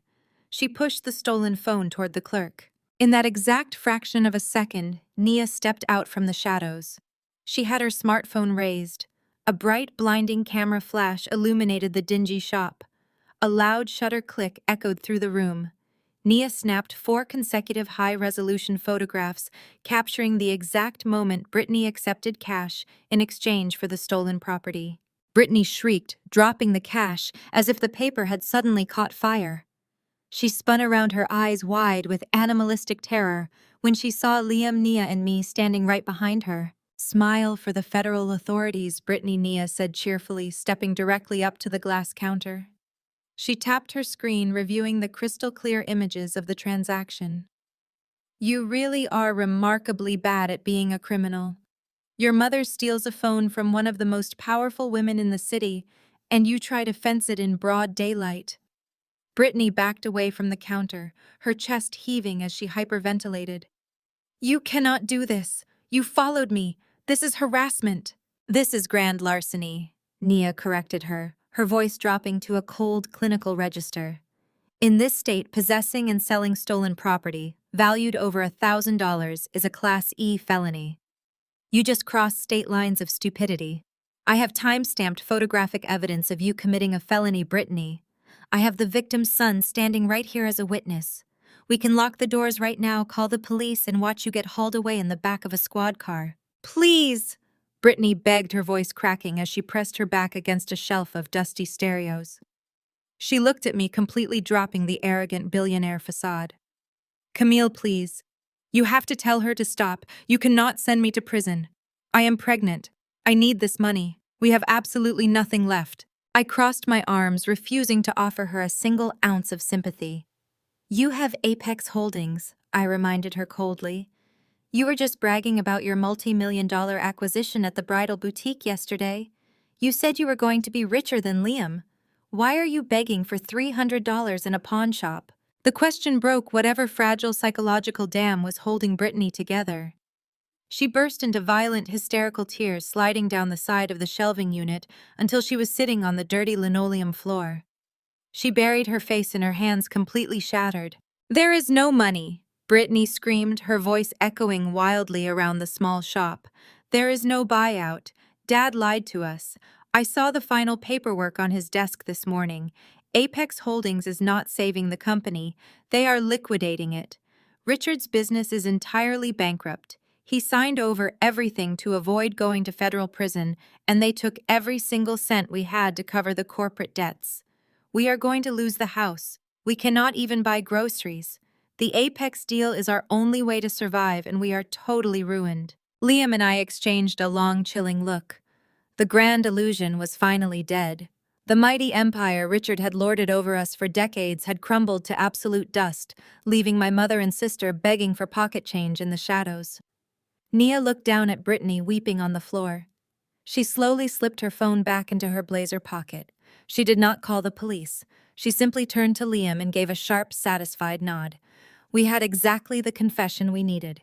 We left Brittany sitting on the dirty linoleum of the pawn shop, weeping over 3 crumpled $100 bills.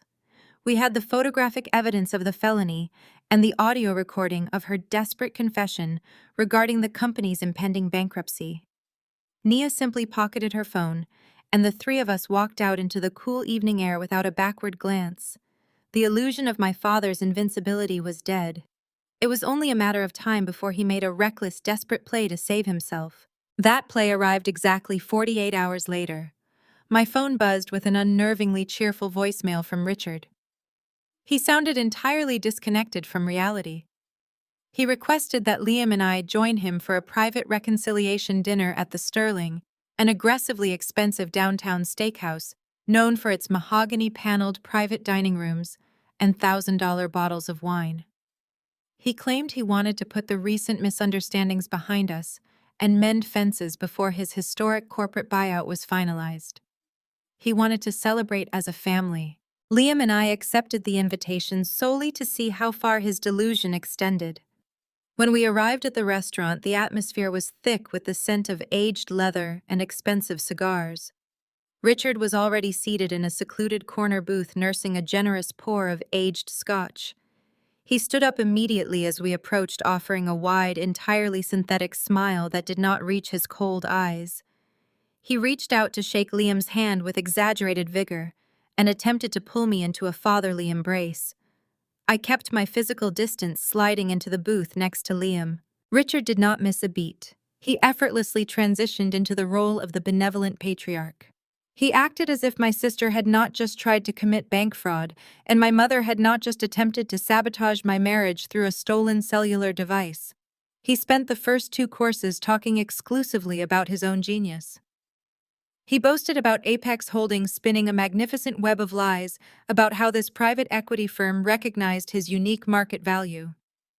He claimed they were injecting $50 million into his operations to take his brand global. He painted a picture of absolute corporate triumph. Liam nodded politely, cutting his dry-aged steak with clinical precision, never once letting on that we knew the absolute truth. We knew Apex Holdings was actually a ruthless liquidation firm preparing to dismantle Richard's bankrupt empire for scrap parts. He was completely out of options. As the waiter cleared our empty plates and poured a fresh round of sparkling water, Richard's jovial mask tightened. The fake warmth evaporated from his face. He reached into the breast pocket of his tailored suit jacket and pulled out a thick, legal-sized envelope. He placed it on the white tablecloth and slid it directly across the polished wood to me. I looked down at the document. The bold header identified it as an unconditional intellectual property transfer agreement. "What is this?" I asked, my voice completely flat. Richard offered a dismissive wave of his hand, acting as if he had just asked me to pass the salt. "It is just a minor administrative formality, Camille. The executives at Apex are incredibly thorough. They are demanding that all family-owned technological assets be consolidated under the primary corporate umbrella before they release the massive buyout funds. They simply need your signature to officially transfer the rights to your financial forecasting software over to my holding company." I stared at the man sitting across from me. The sheer audacity was breathtaking. When I was 22 years old, working 80-hour weeks, and living in a cramped studio apartment, I coded a highly advanced predictive algorithm for financial risk assessment. I built it from absolute scratch. I patented it under my own name. It was the foundation of my early financial independence and had generated substantial licensing revenue over the last decade. Richard had mocked the project relentlessly when I first started. He had told me that coding software was a profound waste of time for a woman who should be focused on marrying a wealthy executive to elevate the family status. Now backed into a corner of complete financial ruin, he wanted to steal my intellectual property to sweeten his pathetic liquidation deal. I am not signing this, I stated clearly, sliding the document back across the table. I built that software. You mocked it. You have absolutely no legal or moral claim to my intellectual property. The Apex deal is your problem, Richard, not mine. The benevolent father routine vanished instantly. Richard's face twisted into an ugly, volatile scowl. The veins in his neck visibly bulged against the collar of his expensive silk tie. He slammed his palms down flat against the table, violently rattling the fine crystal glasses. You ungrateful, selfish child, Richard snarled, dropping his voice to a venomous, threatening whisper. You are going to sign that contract right now, or I will destroy your entire career. You built that software while you were still visiting my house on weekends. You used my electricity. You coded it using my wireless internet network. That makes it company property.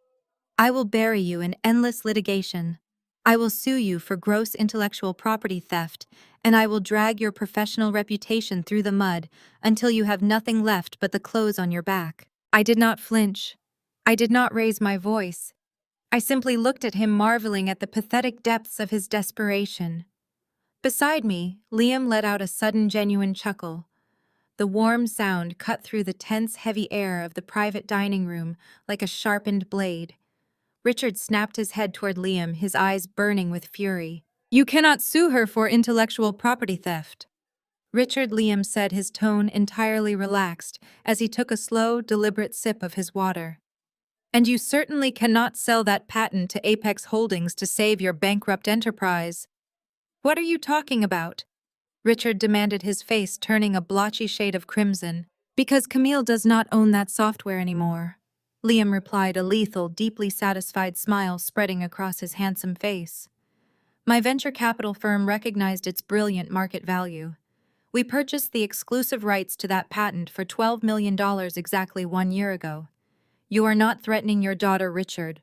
You are threatening a billion-dollar corporate entity, and our legal department would absolutely love to see you try.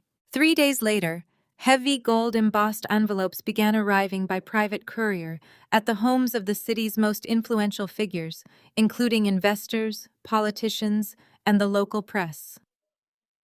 Richard was throwing a massive black tie event at the Grand Solstice Hotel. He dubbed it the Buyout Celebration Gala. His logic was as transparent as it was reckless. By publicly announcing the Apex Holdings acquisition and framing it as a historic corporate victory, he believed he could force the private equity firm to play along. He thought that parading his fabricated billionaire status in front of the media would somehow trap the liquidators into giving him the deal he had invented in his own head. It was a spectacular slow-motion train wreck, and he was inviting the entire city to watch. I was sitting in my glass-walled office on Thursday afternoon, finalizing the architectural blueprints for a new commercial development, when my assistant buzzed my desk. She informed me I had a walk-in visitor who was refusing to leave the reception area.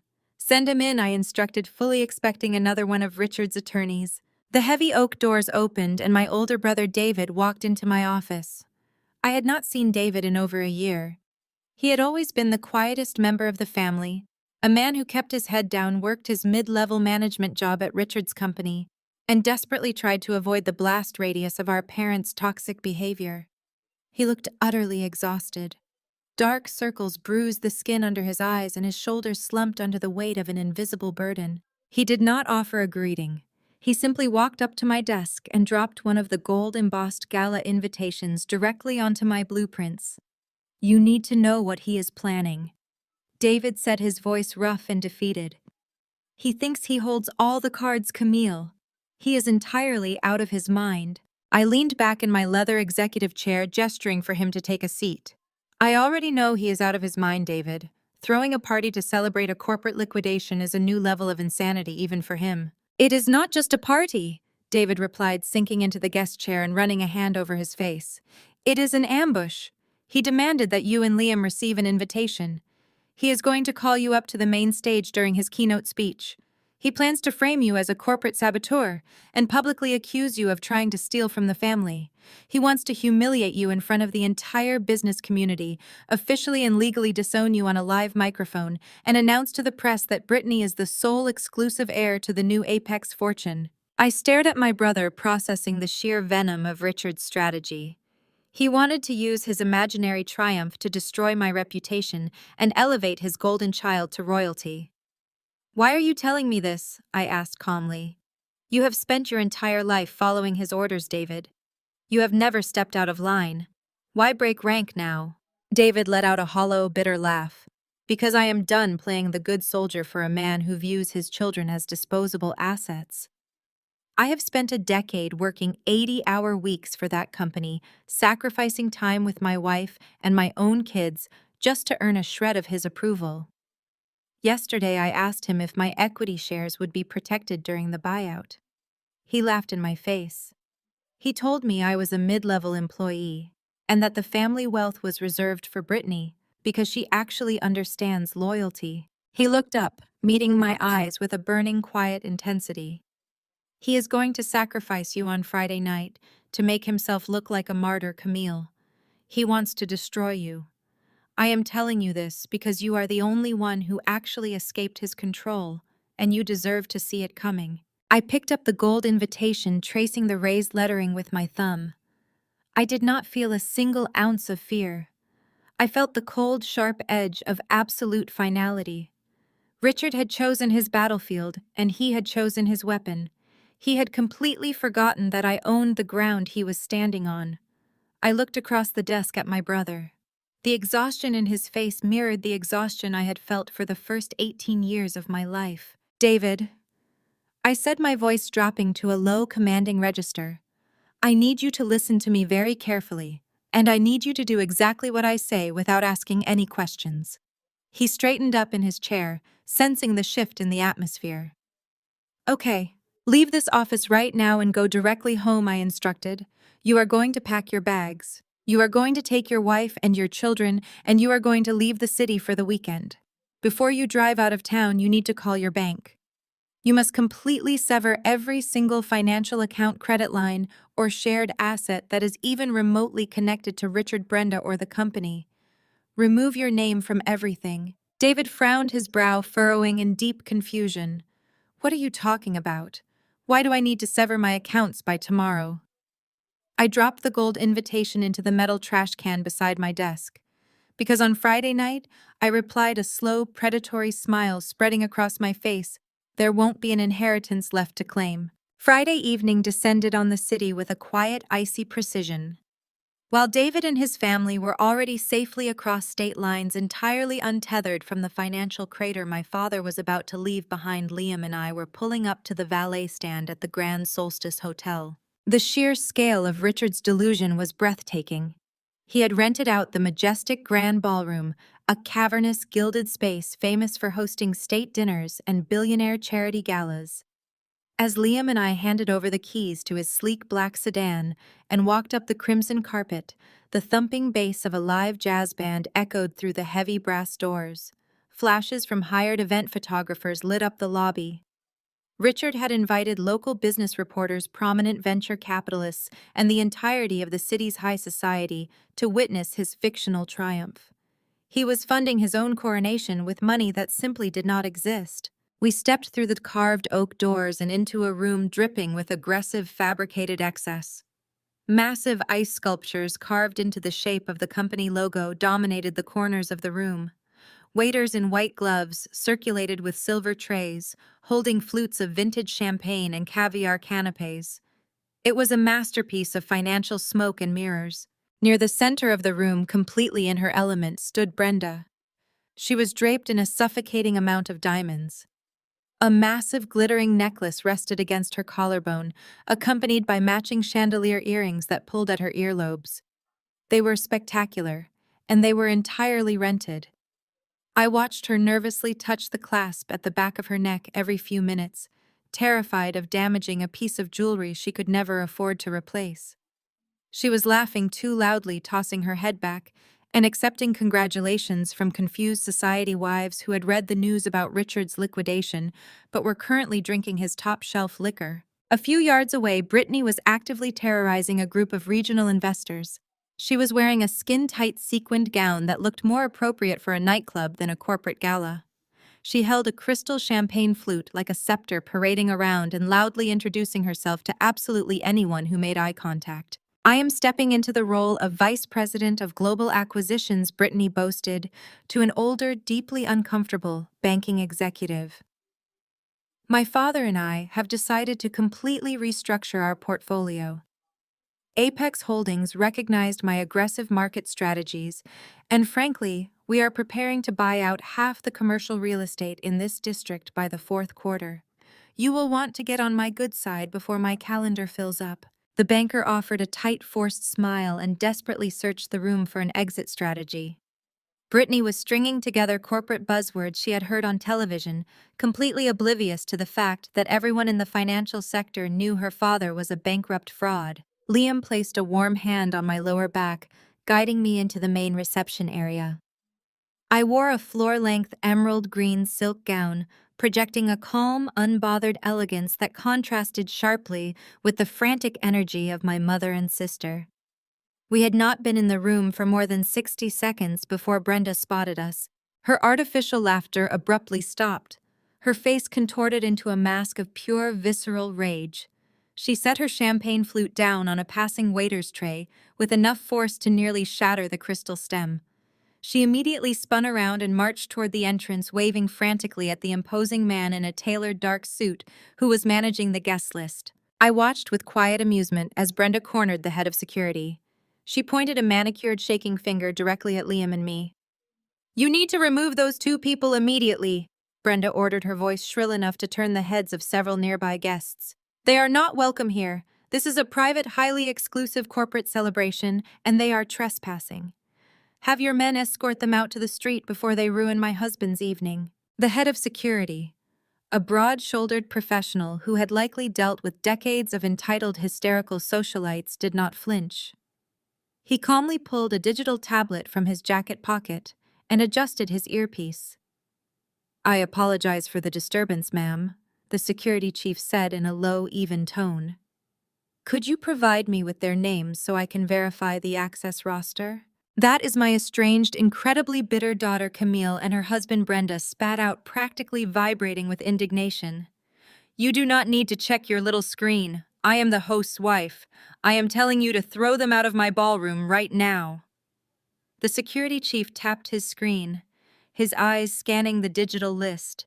He paused, his expression hardening into absolute unwavering protocol. He looked up from the tablet and met Brenda's furious gaze. "I am very sorry, ma'am, but I cannot do that," the head of security stated firmly, crossing his large arms over his chest.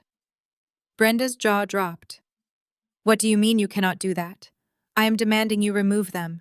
"I cannot remove them because they are not trespassing," he replied, his voice projecting a quiet authority that brooked no argument.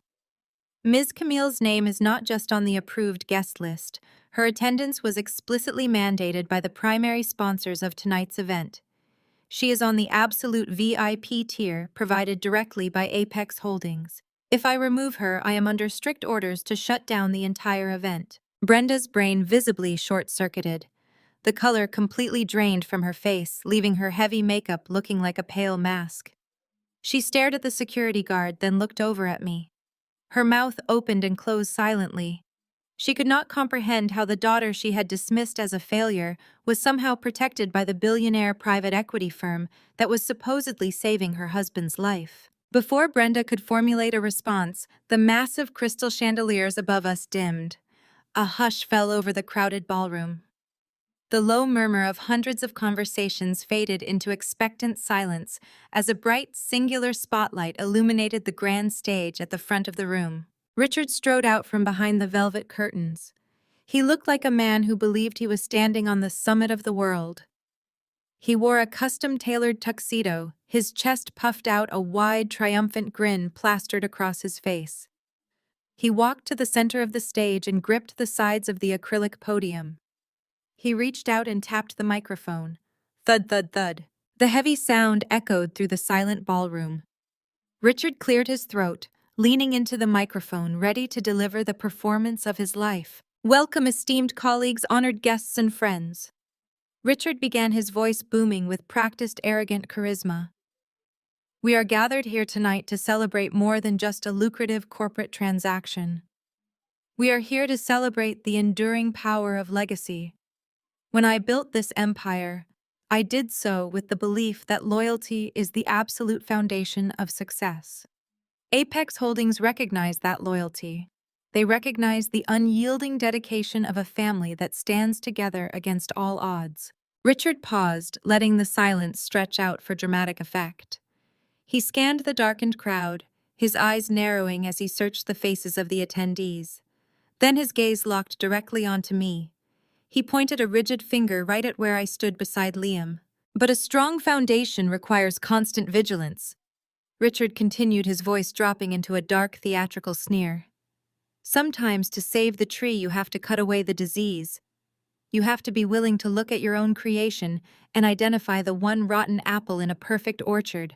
Richard kept his finger pointed directly at me, his hand trembling slightly with a theatrical, manufactured indignation that he had clearly practiced in front of a mirror. The silence in the grand ballroom was absolute. Hundreds of the city's most influential figures, from rival venture capitalists to hungry media reporters, held their breath, their eyes darting rapidly between the patriarch on the stage and the daughter he was publicly targeting. A family empire is built on blood trust and absolute devotion, Richard bellowed into the microphone, his voice echoing off the gilded ceiling. I have spent my entire adult life building a fortress of wealth to protect my loved ones. I have sacrificed my blood and sweat to secure a multi-million-dollar global acquisition with Apex Holdings. This buyout is the pinnacle of my career. It is the dawn of a new billionaire dynasty. But ascending to this new height requires me to make a painful, necessary executive decision. He gripped the edges of the acrylic podium, leaning forward like a judge preparing to deliver a harsh sentence. I have a daughter who has rejected our traditions. Richard declared, his voice dripping with venom. She has shown zero respect for the sacrifices I have made. She has hoarded her minor successes, mocked our family values, and attempted to sabotage this very acquisition out of pure, unadulterated jealousy. A dynasty cannot survive with a traitor inside the gates. Therefore, effective immediately, I am publicly and legally disowning Camille. A collective audible gasp ripped through the ballroom. Crystal champagne flutes paused halfway to shocked lips. The reporters in the back row frantically began tapping on their phones, sensing a headline that would dominate the morning business sections. She will receive absolutely nothing from the Apex Holdings buyout. Richard continued, riding the wave of public shock, his chest puffing out further. She is stripped of her shares, stripped of her name, and entirely cut off from the new fortune. The future of this enterprise belongs only to those who have proven their loyalty. Tonight, I am officially naming my youngest daughter, Brittany, as the sole exclusive heir to my estate and the newly appointed Vice President of Global Acquisitions for the Apex transition. In the front row, Brittany actually stood up. She smoothed down the front of her inappropriate sequined gown and offered a pageant queen wave to the stunned crowd. Her face was illuminated by a sickening, triumphant smirk. Beside her, Brenda clapped her hands together with aggressive enthusiasm, the rented diamonds around her neck catching the harsh glare of the stage lights. They were soaking in the glory, utterly convinced they had just won the war. They expected me to break. They expected me to dissolve into a puddle of hysterical tears, to run out of the ballroom in shame, or to scream defensively from the middle of the floor, validating every single lie Richard had just told. I did not shed a single tear. I did not break my father's gaze. I turned to Liam, handed him my crystal glass of sparkling water, and offered a cool, relaxed smile. He squeezed my hand, his eyes shining with profound pride, stepping back to give me the floor. I turned and began to walk toward the stage. The crowd parted for me like the Red Sea. Whispers erupted on all sides, a chaotic symphony of gossip and speculation, but I tuned it all out. My emerald green silk gown glided over the polished hardwood floor. I kept my posture perfect, my chin high, and my expression entirely unbettered. I was not walking like a woman who had just been publicly destroyed. I was walking like an executioner approaching the block. As I reached the carpeted steps leading up to the grand stage, Nia stepped out from the shadows near the heavy velvet curtains. She wore a razor-sharp black suit, her expression radiating a lethal predatory calm. Without saying a single word, she reached out and handed me a sleek, heavy black folder. I took it, feeling the satisfying weight of absolute undeniable truth in my hands. I gave Nia a brief nod, and she stepped back into the shadows to watch the fallout. I ascended the stairs. The harsh, blinding heat of the spotlight hit my face, but I did not blink. I walked across the stage, the rhythmic click of my heels echoing through the sound system as I approached the podium. Richard's triumphant smirk began to waver. As I drew closer, the confident patriarch facade cracked, revealing the panicked, desperate fraud underneath. He had expected me to flee. He did not know how to handle me invading his spotlight. Tiny beads of sweat formed on his forehead as he stared at the black folder in my hands. He instinctively gripped the microphone tighter, bracing himself for a screaming match. I did not raise my voice. I simply reached out and placed my hand over his on the microphone. The sheer, icy authority in my grip paralyzed him. He released his hold, stepping back a fraction of an inch, too stunned by my absolute composure to put up a physical fight.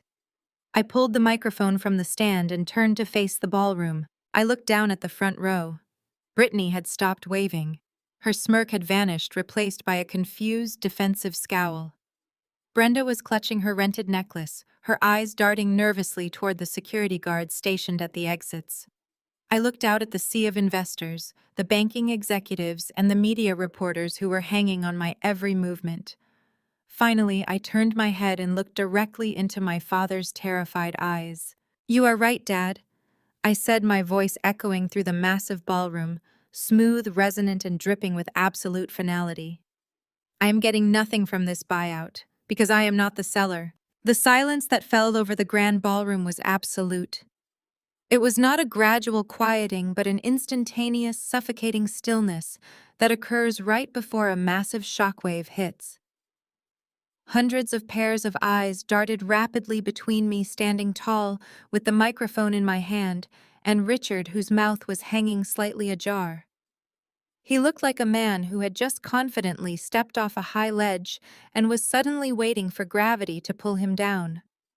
The live jazz band had stopped playing mid-note. The only sound in the cavernous, gilded space was the soft, rhythmic hum of the air conditioning units. I slowly opened the sleek black folder that Nia had handed me just moments before. The crisp, heavyweight legal documents inside detailed the exact structural hierarchy of a multi-billion-dollar private equity firm.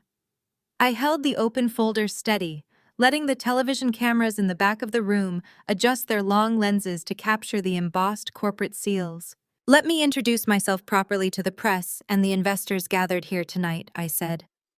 My voice projected with crystal clarity across the ballroom, cutting through the heavy tension. "I am Camille. I am the founder, the chief executive officer, and the sole exclusive owner of Apex Holdings." The reaction was instantaneous and violent. In the front row, the crystal champagne flute slipped directly from Brenda's trembling fingers. It hit the polished hardwood floor, shattering into dozens of glittering shards. The sharp crash echoed like a gunshot through the quiet room. Beside her, Brittany's carefully practiced, arrogant smirk completely dissolved. The smug superiority melted off her face, replaced instantly by a mask of slack-jawed, uncomprehending horror. She stared at me as if I had just morphed into a monster right in front of her eyes. On stage, Richard turned a sickly, translucent shade of white, the color completely drained from his cheeks. He staggered backward half a step, his hip bumping heavily against the acrylic podium. The microphone stand wobbled precariously. He stared at me, his eyes wide and bloodshot, desperately trying to process the lethal information I had just delivered. He opened his mouth to speak, to deny it, to spin another elaborate web of protective lies, but absolutely no sound came out of his throat. His vocal cords were completely paralyzed by terror. I turned my attention back to the captivated crowd. The prominent venture capitalists in the room were already murmuring to one another, putting the financial pieces together. The business reporters were typing frantically on their smartphones and tablets, recognizing a career-defining headline unfolding right in front of them. My father has spent the last month telling anyone who would listen that Apex Holdings recognized his corporate genius. I continued my tone conversational but razor sharp. He claimed my firm was injecting $50 million into his enterprise to take his brand global. He threw this massive, opulent gala tonight to try and force our hand. He believed that by publicly announcing a deal that did not exist, he could secure a fabricated billionaire status and trap us into rescuing him. I turned slowly to face Richard. He was physically trembling now. The tailored fabric of his expensive tuxedo jacket shook with his rapid, shallow breathing. "I did not offer to buy your failing company, Richard," I stated, looking directly into his terrified, darting eyes. "A corporate buyout implies that your business actually possesses value. Your company is a hollow, rotting shell drowning in toxic liabilities. I did not buy your company. I went directly to your creditors and I bought your debt. Every single cent you owe to the banks, every defaulted loan, every overleveraged line of credit. I own absolutely all of it." The gasps from the audience were entirely audible now. Men in expensive tailored suits exchanged stunned, wide-eyed glances. The elite society wives who had just been graciously accepting Brenda's arrogant boasts were now whispering furiously to one another. They were physically stepping backward, pulling their silk gowns away from where my mother stood paralyzed amid the spilled champagne and shattered glass. "You thought you were negotiating a corporate rescue with a faceless conglomerate?" I told him, making sure the microphone caught every single word. "You were so blinded by your own narcissism that you never bothered to look past the holding company shield. You never ordered a proper background check on your saviors. You simply saw a financial lifeline and grabbed it, assuming you could outsmart the people throwing it to you. You thought you were saving your bankrupt empire so you could hand it over to Brittany." Richard finally found his voice. It was a pathetic, reedy croak that lacked any of his usual booming authority. "You cannot do this," he stammered, gripping the edge of the clear podium so hard his knuckles turned stark white. "You do not have the legal authority to liquidate my assets. I am the majority shareholder. I am the chairman of the board. You cannot touch my company without a majority shareholder vote, and I will never, ever give you that vote." I smiled. It was not a warm smile. It was the smile of a chess player who had just announced checkmate 3 moves ahead of their wildly overconfident opponent. I pulled a single sheet of paper from the back of the black folder. It was a photocopy of a heavily redacted legal document. I held it up for him to see. "You are forgetting the paperwork you signed at the police precinct 2 months ago," I reminded him smoothly. "When you were desperately trying to keep your golden child out of a federal holding cell for bank fraud, you signed an unconditional asset transfer to cover her bail and her legal restitution. You were in such a frantic rush to protect your pristine public image that you did not bother to have your corporate attorneys read the fine print." Richard's eyes darted to the paper in my hand. His breathing became incredibly rapid. He recognized the document immediately.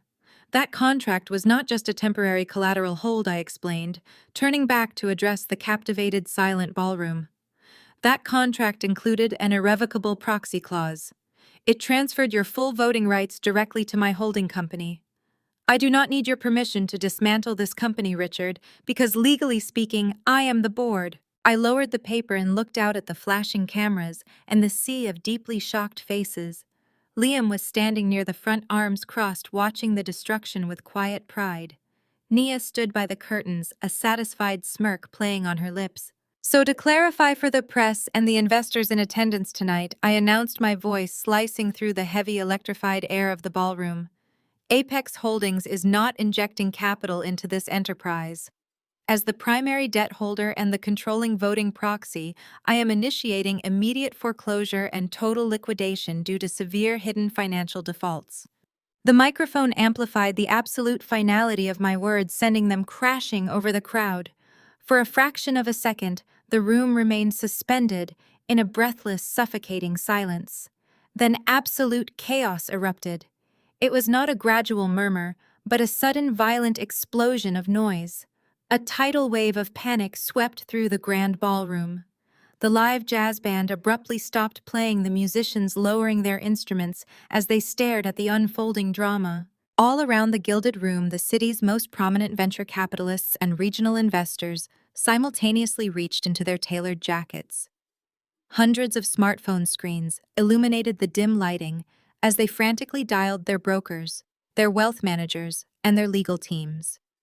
The air filled with a cacophony of desperate overlapping voices demanding immediate portfolio reviews and emergency liquidations. The grand illusion of the Apex Holdings buyout was disintegrating in real time, taking their anticipated profit margins down with it. Richard staggered back against the acrylic podium, his face transitioning from a translucent pale to a dangerous blotchy crimson. He slapped his hand against the microphone stand, gripping it like a lifeline. "This is a complete fabrication," Richard roared, spit flying from his lips as he pointed a trembling finger at my face. He looked out at the panicking crowd, his voice cracking with desperate, unhinged fury. "Do not listen to her. She is a bitter, vindictive child, trying to ruin my historic night. The documents are forged. My company is solid. Apex Holdings is transferring the capital first thing Monday morning. Security, get this lunatic off my stage immediately." The security guards lining the walls did not move a single muscle. The head of security remained completely still, his arms crossed, watching Richard self-destruct. I did not bother to argue with my father's frantic denials. I simply took a half step back and allowed Nia to take center stage. Nia moved with the sleek, predatory grace of a corporate assassin who had meticulously planned this exact moment for months. She stepped up to the microphone, her posture impeccably straight, radiating an intimidating clinical authority. She opened her own leather briefcase and pulled out a thick stack of stapled documents. For the benefit of the financial press in the front row, let us clarify the exact legal standing of Richard's enterprise. Nia announced, her voice slicing through the frantic noise of the ballroom with sharp, undeniable precision. Pursuant to Title 11 of the United States Bankruptcy Code. Chapter 7. Liquidation proceedings were officially filed and processed at 4:30 this afternoon. Richard let out a strangled, guttural noise, gripping his chest as if the air had been violently punched out of his lungs. Furthermore, Nia continued, her eyes sweeping over the reporters, who were now crowding the edge of the stage, voice recorders raised high. Apex Holdings executed a hostile takeover of all corporate debt via Uniform Commercial Code Article 9. Every asset, every property, and every liquid account associated with this family has been legally seized to satisfy the outstanding defaults. The company is completely bankrupt. There is no buyout. There is no future transition. There is only an auction. Nia leaned forward and dropped the thick stack of documents directly onto the edge of the stage. "I have provided hard copies of the federal bankruptcy filings, the default notices, and the asset seizure warrants," Nia stated smoothly. "You will find all the relevant signatures on page 4. Please verify the reality for yourselves." The press corps swarmed the stage like sharks detecting blood in the water. Reporters fought over the packets, their camera flashes firing in a blinding, relentless strobe effect, capturing the physical evidence of Richard's total annihilation. Down on the floor, the reality of the situation finally pierced through Brittany's thick layer of delusion. The smug, entitled vice president persona shattered instantly. She looked at her father, watching him hyperventilate and clutch the podium, then looked at the reporters, eagerly digesting the proof of their absolute poverty. Panic, raw and animalistic, consumed her. Brittany spun around, her eyes wide and frantic, desperately searching the crowd until she locked onto Liam. He was standing near the front, adjusting the cuffs of his tuxedo, observing the collapse with clinical detachment. Brittany pushed her way past a group of stunned society wives, her sequined dress catching the harsh light as she practically lunged at my fiancé. "Liam, you have to fix this!" Brittany shrieked, her voice cracking with pure desperation. Her manicured hands reached out trying to grab the lapels of his jacket, but his private security detail immediately stepped forward, blocking her path. Do not just stand there. Your family has billions. You have private equity firms. You have to bail us out right now. Write a check. Stop Camille from doing this to us. You are supposed to be marrying into this family. Liam did not flinch. He did not step back. He looked down at Brittany with an expression of such absolute chilling disgust that she physically recoiled. I do not invest in sinking ships, Brittany, Liam replied, his voice dropping to a low, lethal register that carried perfectly over the surrounding chaos. I marry the captain of the fleet. Camille owns the ocean you are drowning in, and I would not spend a single cent to throw you a life preserver. Brittany let out a loud, humiliating sob, covering her face, as the surrounding investors turned to stare at her pathetic display. Brenda rushed to her daughter's side, her rented diamonds shaking violently against her chest. Brenda looked up at the stage, her eyes wide with a horrifying realization. They had absolutely no money, no corporate backing, and nowhere to hide. The final crushing blow arrived just as Richard attempted to quietly slip away from the podium toward the backstage exit. He did not make it past the velvet curtains. The heavy double doors at the back of the grand ballroom swung open with a resounding thud. The venue manager marched down the center aisle. He was not carrying a complimentary bottle of champagne. He was flanked by 4 uniformed city police officers. The manager climbed the stairs to the stage, his face red with indignation. He walked directly up to Richard, blocking his escape route. Richard, we have a severe problem, the venue manager announced loudly, ensuring the nearby microphones picked up the confrontation. My accounting department just received an emergency alert from the primary processing bank. The $100,000 certified check you provided to secure this ballroom, the catering, and the open bar has just bounced.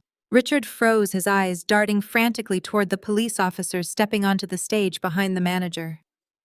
There is a misunderstanding, Richard stammered, holding his hands up defensively. My accounts are simply under a temporary audit. I can authorize a wire transfer on Monday morning. Your corporate accounts are not audited, the manager shot back, his voice thick with anger. According to the federal wire system, your accounts have been entirely frozen due to insolvency. You booked this venue, hired my staff, and ordered premium services using completely fabricated funds. You signed a binding financial contract, knowing you had absolutely zero capital to cover the expenses. Brenda shrieked from the floor, clutching Brittany's arm as the reality of the situation crashed down on them. The lead police officer stepped forward, pulling a pair of heavy metal handcuffs from his utility belt. Richard, you are being escorted off the premises immediately, the officer stated, his voice ringing with cold authority. You are under investigation for defrauding this venue, and we are taking you down to the precinct for processing. The morning sun broke over the financial district, casting a brilliant golden light across the polished glass desk in my executive office. I stood by the floor-to-ceiling windows, looking down at the bustling city streets, with a steaming cup of black coffee in my hand. The world was waking up to a completely different reality. On the marble coffee table behind me, 3 different news tablets were illuminated, all displaying the same explosive headlines. Corporate fraud exposed at Gilded Gala. Venture capital ambush. The fall of an empire. $1 billion buyout. Revealed as hostile foreclosure. The media had absolutely gorged themselves on the spectacle in the grand ballroom. Videos of Richard being handcuffed and dragged off the stage by city police had gone viral within an hour. Financial bloggers were aggressively dissecting the exact legal maneuver I had used to purchase his toxic debt, praising the ruthless efficiency of the Apex Holdings strategy. While I was enjoying the quiet serenity of my victory, my family was experiencing the violent, unapologetic consequences of their own arrogance. Nia had not wasted a single second. While Richard spent the night shivering in a holding cell, waiting for a bail hearing he could no longer afford, the Apex Holdings legal team descended upon the family estate. By 6 a.m, the heavy iron gates were locked shut with industrial chains. Federal liquidation notices were plastered across the mahogany front doors. A fleet of tow trucks had arrived to repossess the leased Mercedes and the customized Maybach sitting in the driveway. Brenda and Brittany had been forcefully evicted from the property by bank representatives just as the sun came up. Stripped of their credit cards, their hidden cash reserves, and their stolen prestige, they were left standing on the curb with a few trash bags filled with whatever clothes they had managed to frantically grab. With nowhere else to turn and their social circle entirely abandoning them, they were forced to pool the loose change at the bottom of their purses just to afford a room at a dingy neon-lit motel right off the interstate. I took a slow sip of my coffee, relishing the quiet hum of the building. The intercom on my desk buzzed sharply. "Ms. Camille," my executive assistant said, her voice tight with professional concern. "Your mother is in the lobby. She bypassed the main security desk and is currently refusing to leave. She says it is a life-or-death emergency. Shall I have the guards remove her?" I smiled, setting my ceramic mug down on the glass desk. "No. Send her up. I want to look her in the eye one last time." 2 minutes later, the heavy oak doors of my office swung open. Brenda stumbled into the room, and the sight of her was almost jarring. The manufactured diamond-encrusted socialite from the gala was completely gone. Her hair was a tangled, unwashed mess. She was wearing a wrinkled trench coat over yesterday's clothes, and her mascara was violently smeared down her cheeks. She was shaking her eyes wide with a frantic, animalistic terror. She took 3 steps into the plush carpet of my office and immediately burst into heavy guttural sobs. These were not her usual manipulative theatrical tears. This was the genuine visceral panic of a narcissist who had suddenly found herself entirely stripped of her resources and her armor. "Camille, please." Brenda choked out, rushing forward and practically throwing herself against the edge of my desk. "You have to stop this. You have to call off the bank." We spent the night in a room that smelled like mold. "Brittany is having a nervous breakdown. Your father is still in a federal holding cell. They will not let him out because our accounts are frozen. We have absolutely nothing to eat. We have no money. You have to undo this." I leaned back in my leather chair, crossing my arms. I watched her weep with the clinical, detached fascination of a scientist observing a chemical reaction. I felt absolutely nothing. "You are my daughter," Brenda wailed, her hands gripping the edge of the glass desk so hard her knuckles turned white. She looked up at me with pleading, bloodshot eyes. "I am your mother. I carried you. I raised you. You cannot do this to your own flesh and blood. You have to forgive us. Please, Camille, I am begging you on my knees as your mother." "You really love playing that card when you are backed into a corner," I replied, my voice as cold and smooth as polished ice. "But you and I both know you forfeited the right to call yourself my mother decades ago." Brenda gasped, a fresh wave of desperate tears spilling over her cheeks. "That is not true. I always loved you. We provided for you. We gave you a home. You provided a stage where you could tear me down to make yourself feel taller," I corrected her, my tone sharpening into a lethal blade. "Do not stand in my office and rewrite history. When I was 16 and contracted severe pneumonia, you did not stay by my bedside. You left me alone with a bottle of expired cough syrup because you and Richard wanted to take Brittany on a luxury ski trip to Aspen. When I graduated at the top of my university class, you complained the entire day about the parking and then left before I even crossed the stage to go buy Brittany a celebratory designer handbag." Brenda flinched, shrinking back slightly as the undeniable facts hit her square in the chest. "When Brittany crashed 3 different luxury cars, while driving intoxicated, you and Richard quietly paid off the police and bought her a brand new Porsche." The very next week, I continued, leaning forward, my eyes locking onto hers with unblinking intensity.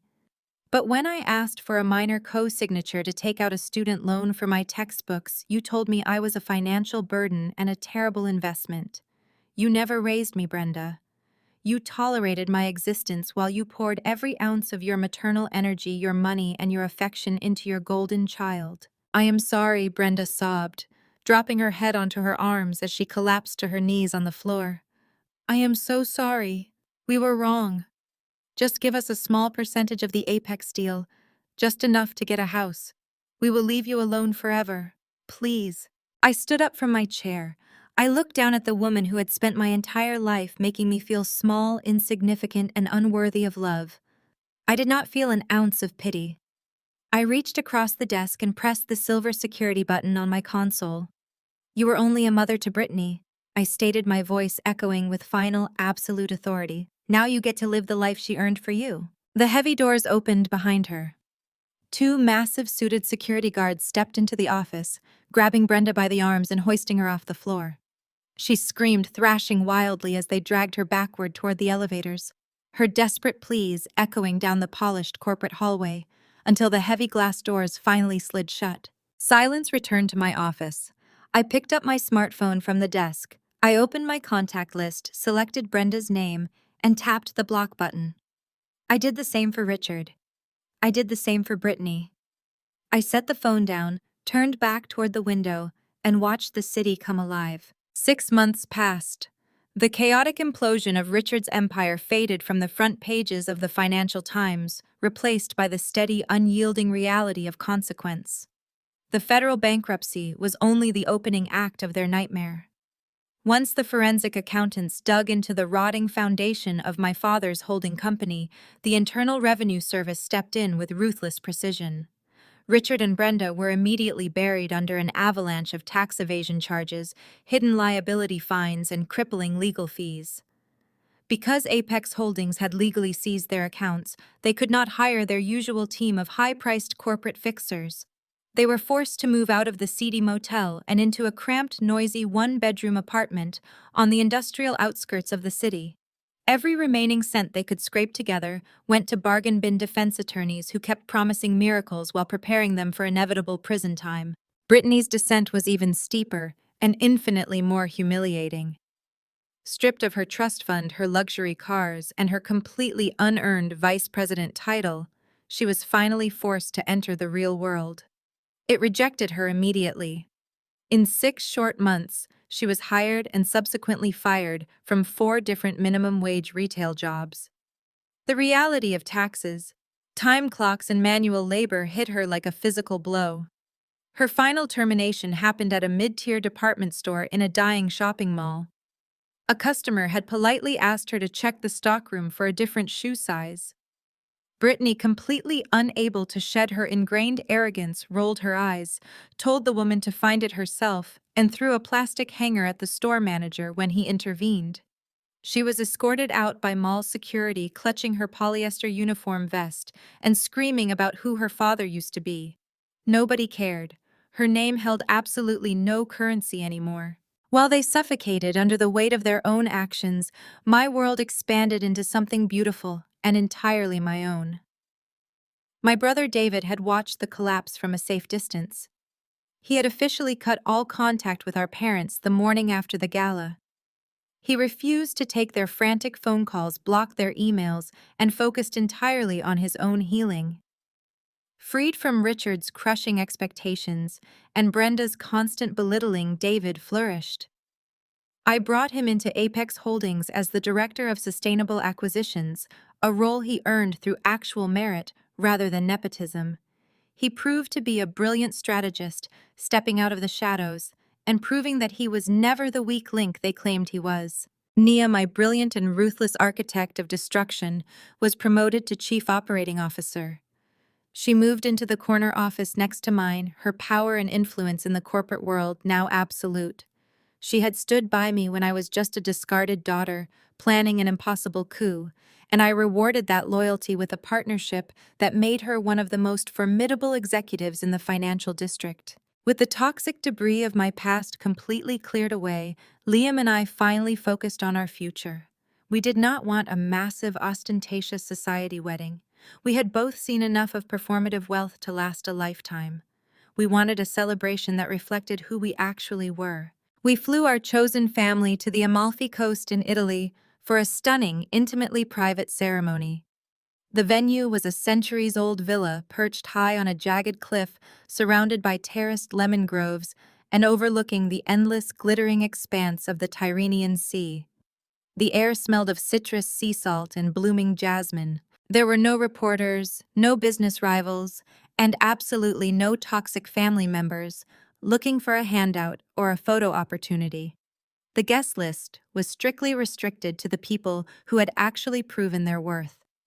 David stood by my side as my man of honor, looking sharp and genuinely happy in his tailored suit. During the reception, he gave a toast that brought tears to my eyes, celebrating the strength it takes to walk away from poison. Nia was there looking phenomenal in an emerald gown, sipping vintage Prosecco and exchanging sharp, witty banter with Liam's closest friends. When Liam and I exchanged our vows on a stone terrace bathed in the warm, golden light of the setting sun, I did not feel a single ounce of anxiety. There was no waiting for the other shoe to drop. There was no fear of my mother making a snide comment from the front row or my father trying to network with the officiant. There was only Liam holding my hands, his dark eyes promising a lifetime of equality, respect, and unconditional love. We promised to build an empire together, not just in business, but in life. The reception lasted long into the warm Italian night. We ate fresh seafood, drank incredible wine, and danced under a canopy of starlight and strung fairy lights. It was the absolute antithesis of the cold, calculating environment I had grown up in. It was warm, it was real. It was the sweetest peace I had ever known. Long after the guests had retired to their suites and the villa had grown quiet, I stepped out onto the private balcony of our master bedroom. The cool night breeze gently caught the silk fabric of my evening gown. Below me, the dark waves crashed rhythmically against the rocky cliffs. The world was quiet, vast, and entirely mine. I rested my hands on the cool stone balustrade. I looked directly out into the night, addressing anyone who had ever felt the crushing weight of a family that demanded their subservience. They thought they could break me to build her up. They didn't realize I was the one holding the foundation together. Never let anyone call you a disappointment just because you refuse to be their stepping stone. This narrative powerfully demonstrates that true self-worth is never defined by the conditional approval of toxic family members. The protagonist's journey from being the family scapegoat to becoming a self-made titan proves that resilience and relentless hard work are the ultimate antidotes to betrayal. When those who are meant to protect you instead tear you down, building your own foundation is the greatest form of justice. It reminds us that walking away from emotional abuse is not a failure, but a courageous reclamation of our own power and peace. Share your story about setting healthy boundaries in the comments below.